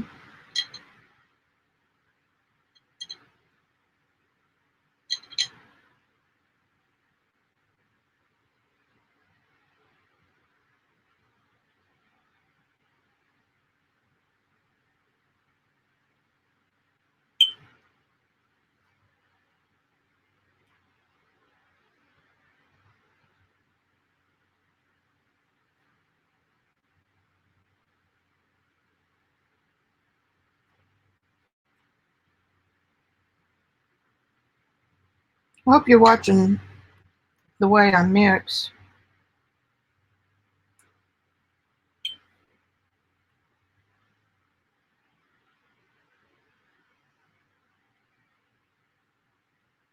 That's why it's so hard when someone asks, how'd you mix that? It was already on my plate.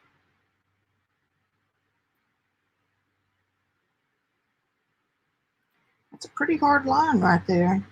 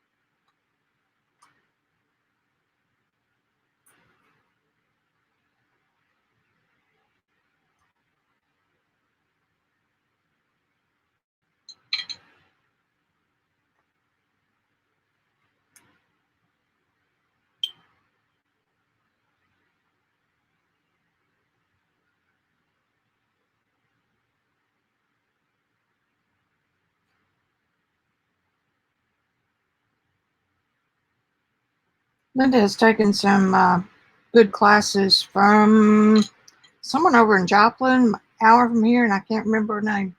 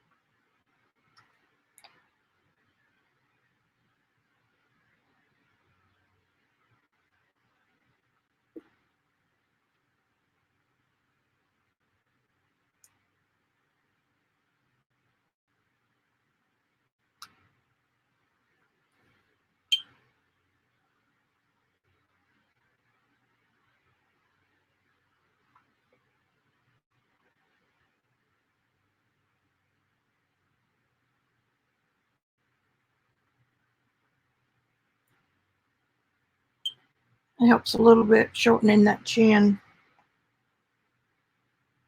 It's really part of the neck.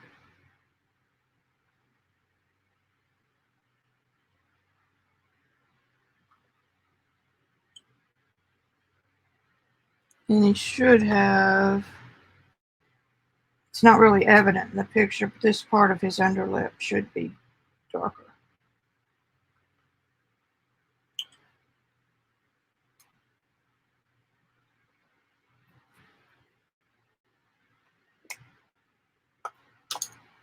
And my favorite part,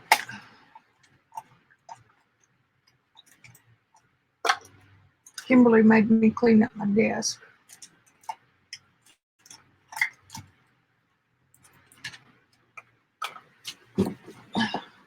She threatened to come do it for me, but she never showed up.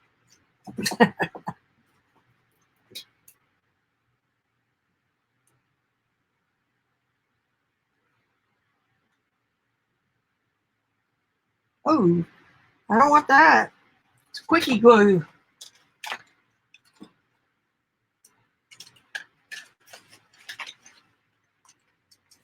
Oh, here's the paper. I tore this off of that grease pencil 2-3 years ago. And it comes up. Remember when you peel it around and it goes down the string? You have a string that you pull, and then you pull these pieces off. Each of these is perforated. Okay, damn it. Where's my white pen?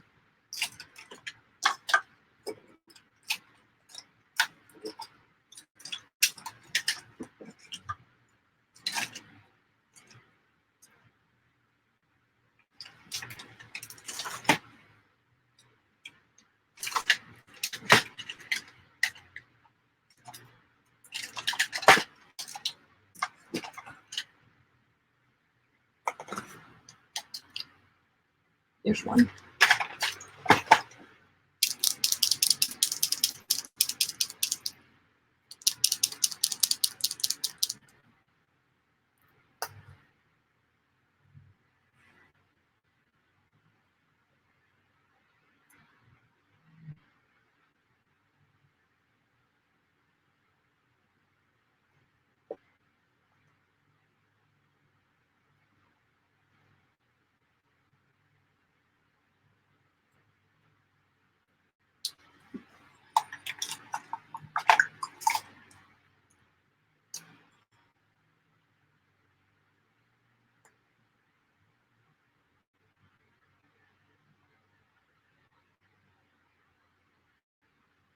Pushing and pulling.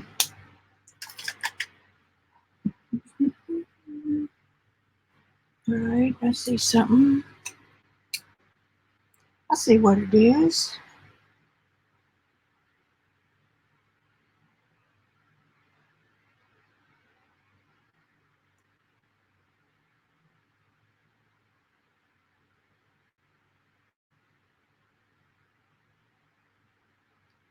Shadow goes right here. And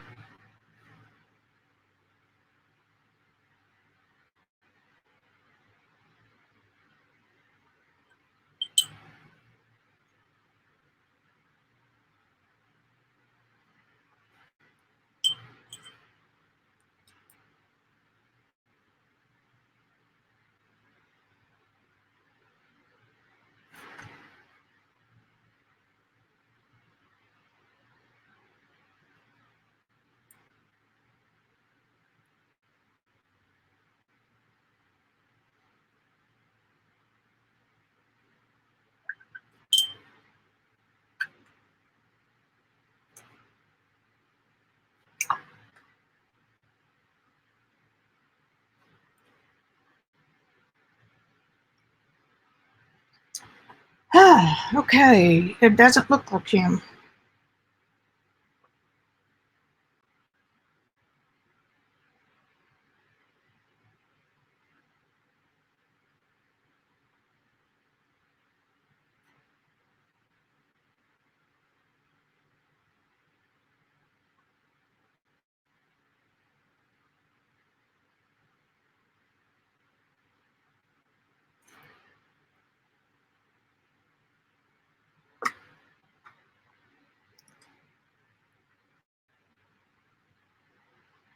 And this is a hard edge right here with this shadow.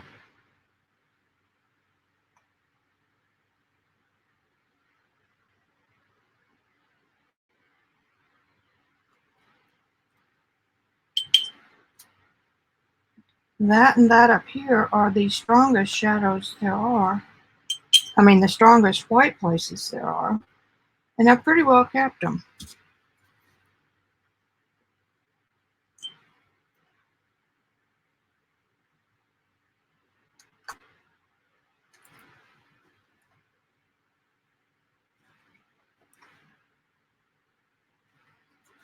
Notice if I do any good scrubbing, I try to have my synthetic.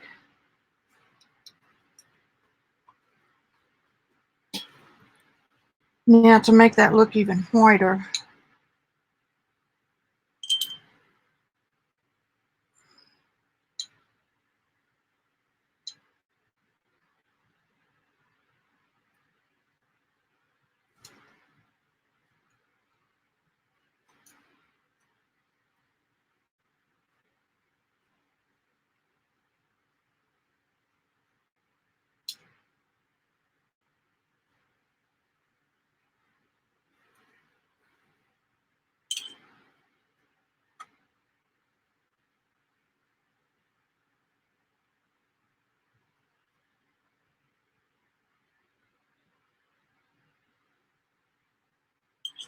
and if I want to, when I get finished dicking around with this right here,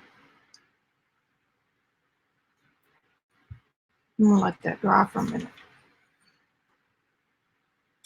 And the white of his eyelash right here is not white.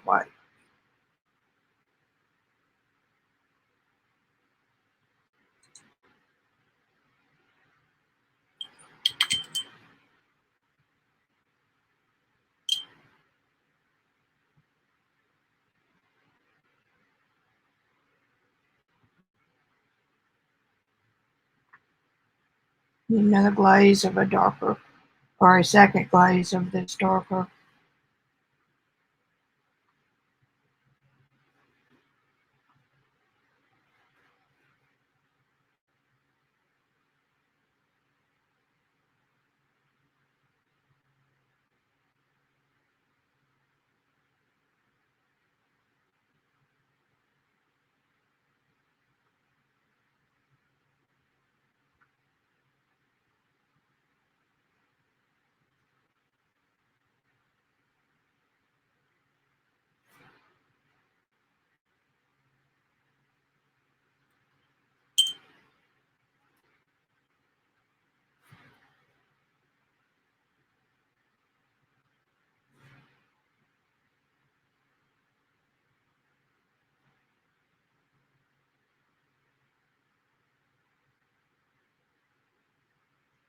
Oh, I should have told you guys, I don't know who else still here. There are etiquette rules in painting that I don't expect y'all to know. And sometimes it's real hard to be somewhere and keep your mouth shut. But there's a code of ethics. You don't give advice when you're in a painting demonstration. You're liable to get your head chopped off with some of the tutors I know. You don't criticize, and you never, never, ever give an opinion unless you are asked. So y'all might help me enforce those little rules. You can ask questions all day long. You could say, why did you do that? Or, what was the purpose of that? Or, did you mean to have one eye in the middle of his forehead? Oh, you did? Oh, okay. But you never, never, ever offer unsolicited advice. And you will not find a professional tutor who will offer professional advice unless they are asked. So we need to do a little edumacating.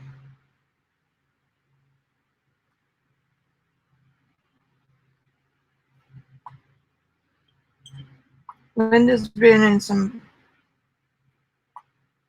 um, professional classes like that. She knows exactly what I'm talking about. Even among friends, you just don't do it. Don't do it. I don't know what's going to happen here if I put.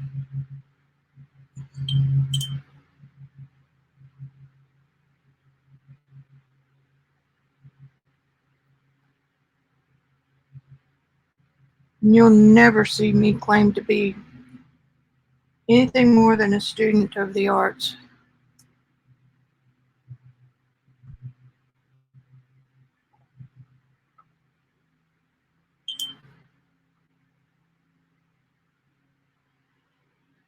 And I learned some of those rules the hard way.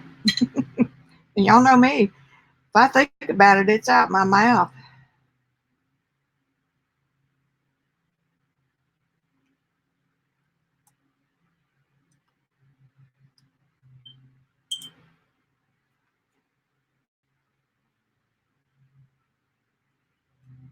Painting like this with you guys has really improved my art game.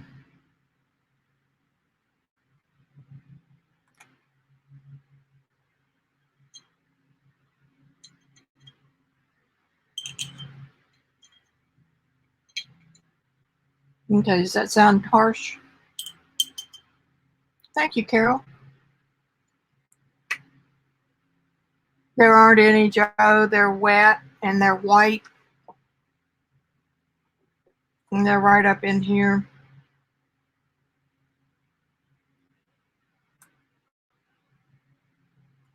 You can just barely see them. They're a little bit golden. Little bit right there I can add. You see this little bit right over here? That's just as white as it can be. So I'll give him a little bit. That's a good eye, though.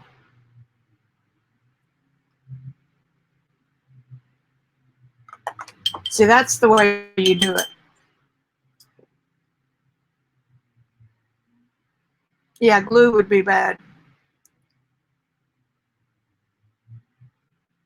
I'm just catching up on chat for a minute. So when y'all are in chat with me and you observe someone doing that,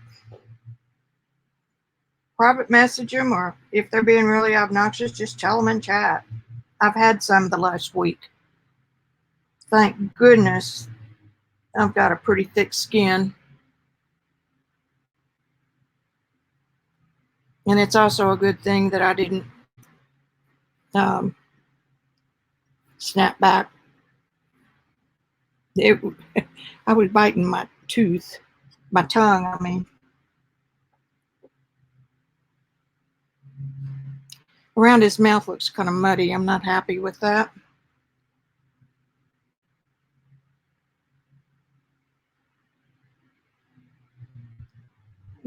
Or that.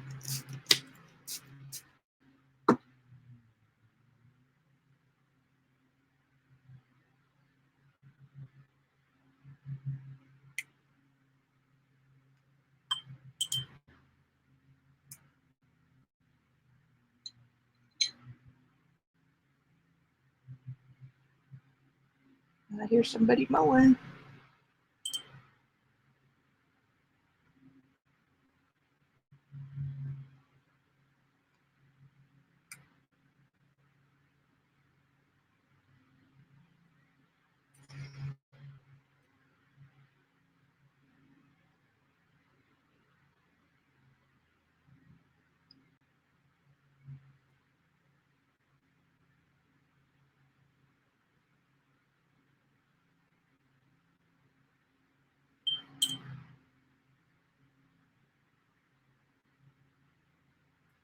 I try to soften edges as I go too, Joe. I don't always do that, and then I usually regret it. And you go back and go, oh crap, I didn't want a hard edge there.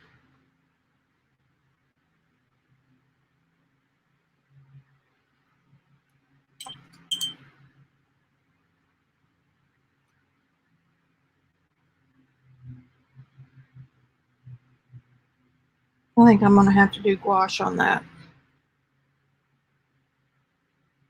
Trying to look for any more ziggy-zaggies. There's one right there. Where the water kind of moves stuff.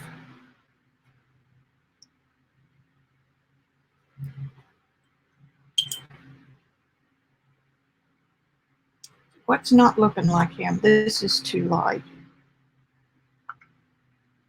Because it's out of the light.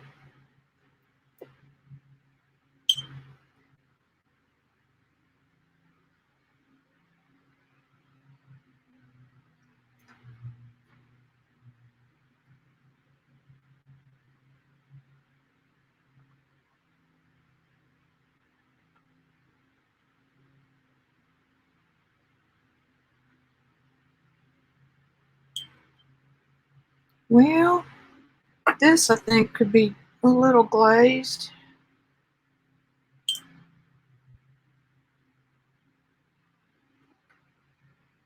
Because it too is not that light.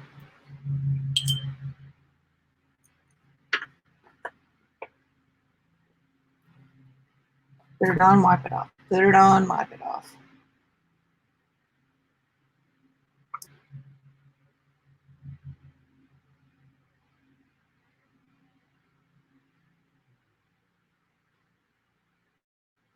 And it's really not that light right here. Not there either. Either. Well, yeah, it kind of is. No, it's not. I'll leave it about like that.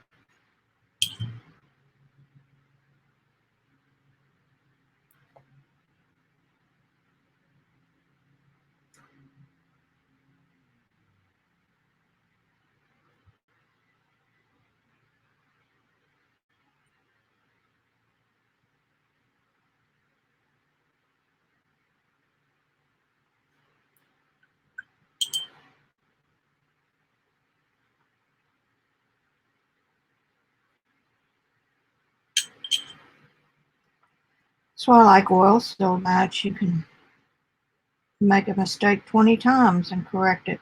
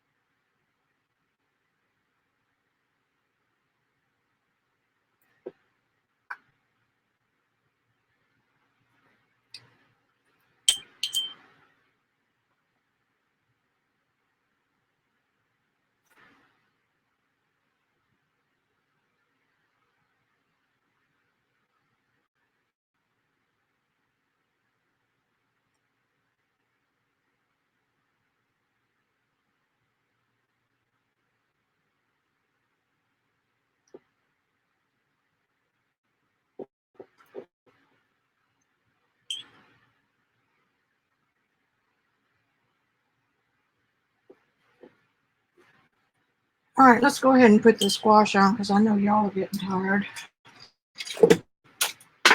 Whoops. Don't step on that.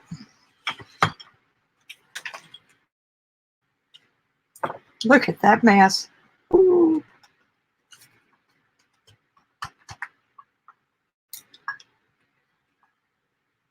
Oh well, you always want it to look like the artist has been there, Vicki. You got it. Okay. I'm going to switch to the liner brush just because you cannot predict where it's going to go. And this starts being white just after it leaves his mouth.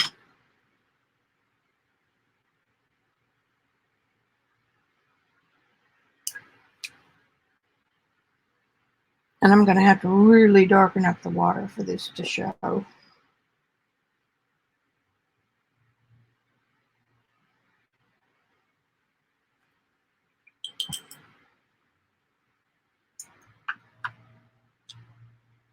see the layers. The layers. All right, here comes the dangerous part.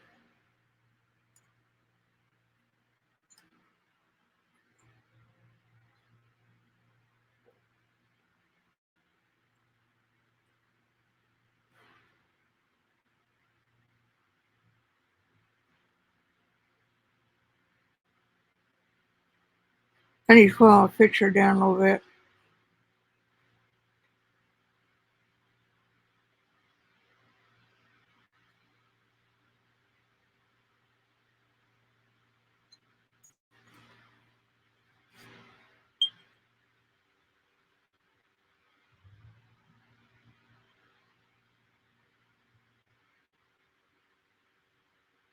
Need some green of green.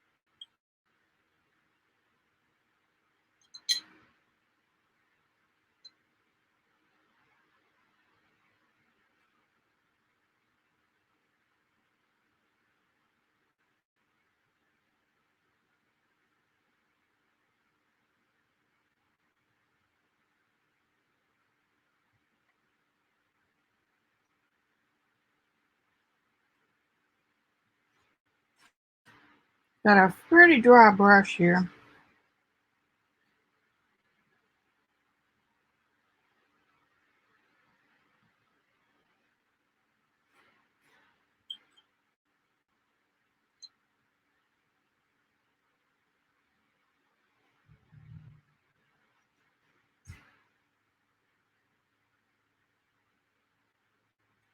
And a little bit of cobalt blue.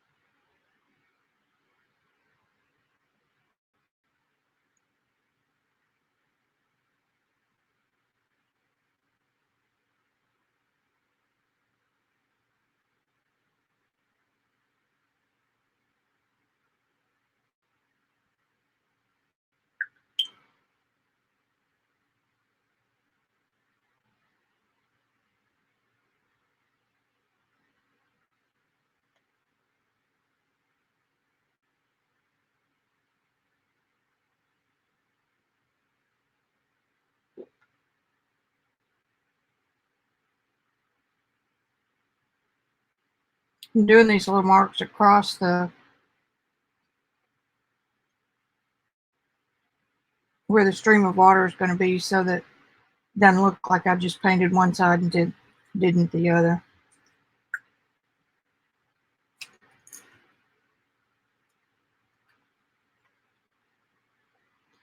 If this were about the water, totally, I might work a little more on the water to get smart. Here I go, realistic marks, but let's see what some of that Holbein lavender. It's funny, if you got something on your palette, you'll use it.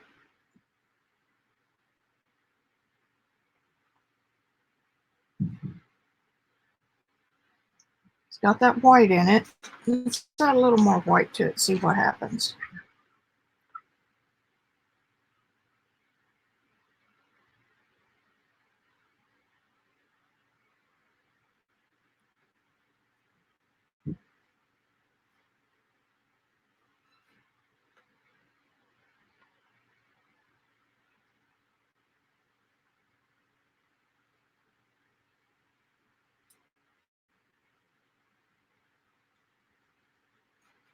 It's not hurting it any.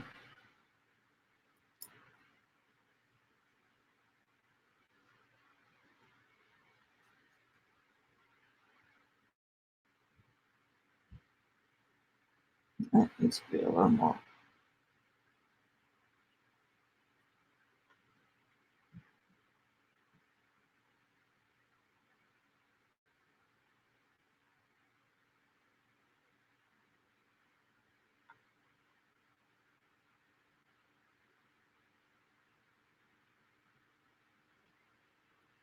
I kind of like that. I wish I'd get some more of it.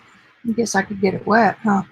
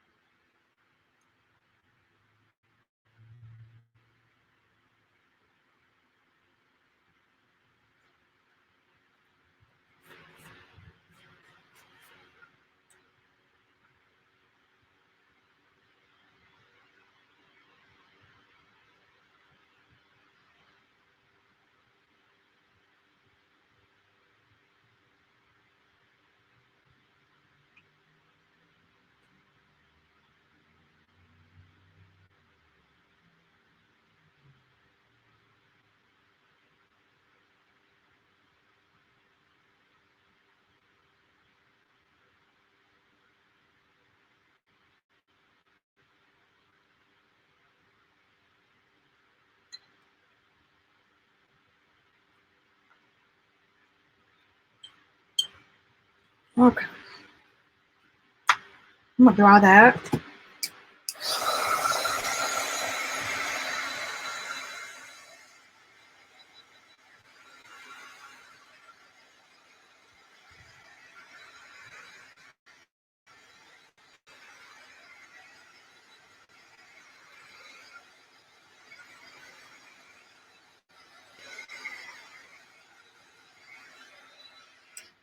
My water is a whole lot greener than what y'all are seeing. Greens are real hard for cameras to capture. Okay, move my painting back. Wait, I want to see it over here so I can see what that spitball's doing.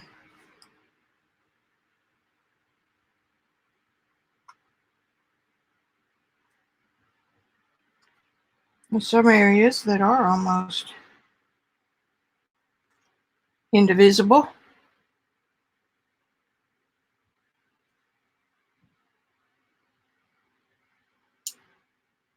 I think I like this little brush.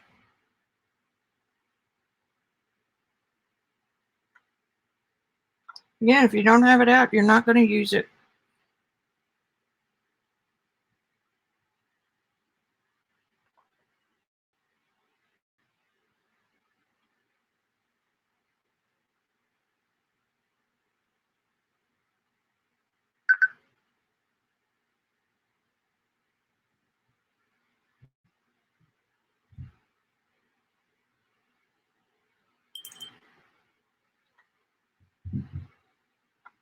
Now, I can put this, it's got to go over his mouth down to his Alfred E. Newman teeth. And I can give his teeth just a little bit of white. A little bit more white right there. And I can put a little bit of this lavender white. No, that didn't do it. A little bit more of this grayish white.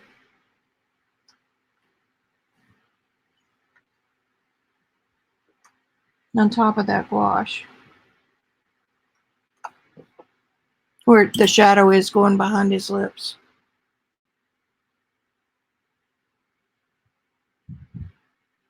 I think I'm about done, guys.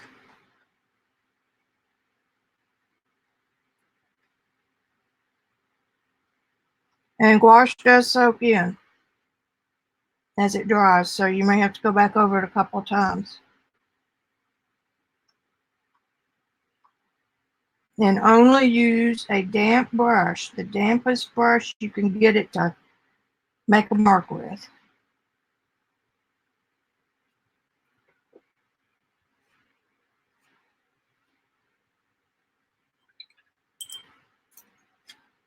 All right.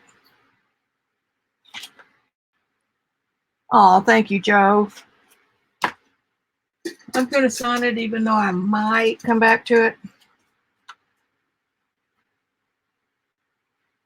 Because if I take a picture of it and put it on Instagram, I just want to make sure that it's...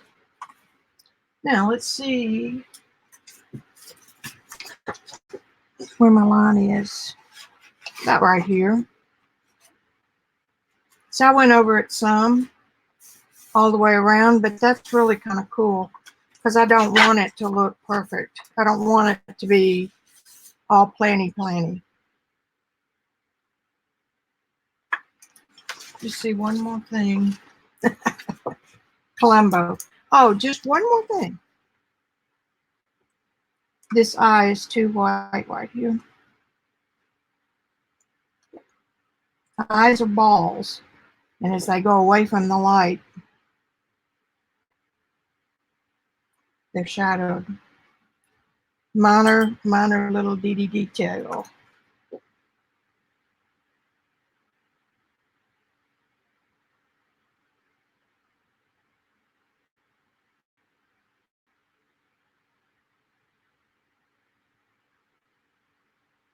Now give me just a little bit of dark here so I can mess this up.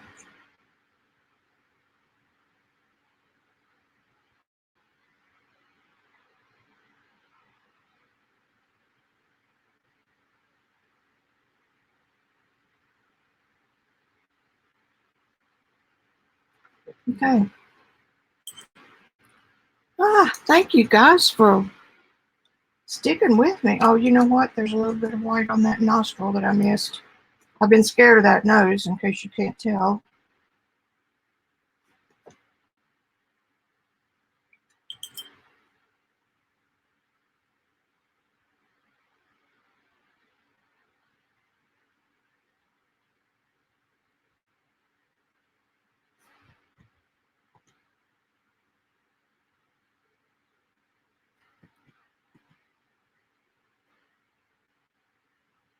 Now, we will see how this looks after it rests a little bit overnight or whatnot, and I might come back and say, oh my God, that's awful. That's awful. But there you go. A Saturday afternoon quickie. See if I can get this where the light's not shining so hot on it. Because it's a lot more turquoisey than, see, that helped a whole lot. A lot more turquoisey than what the painting and the camera lights show.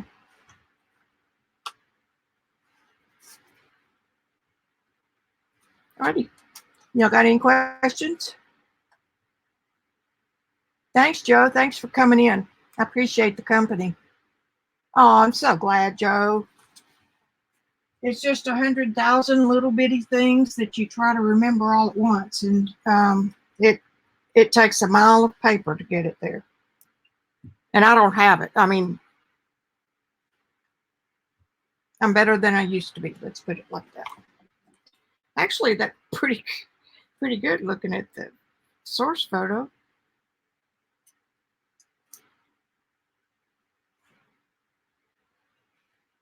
And you got to make sure that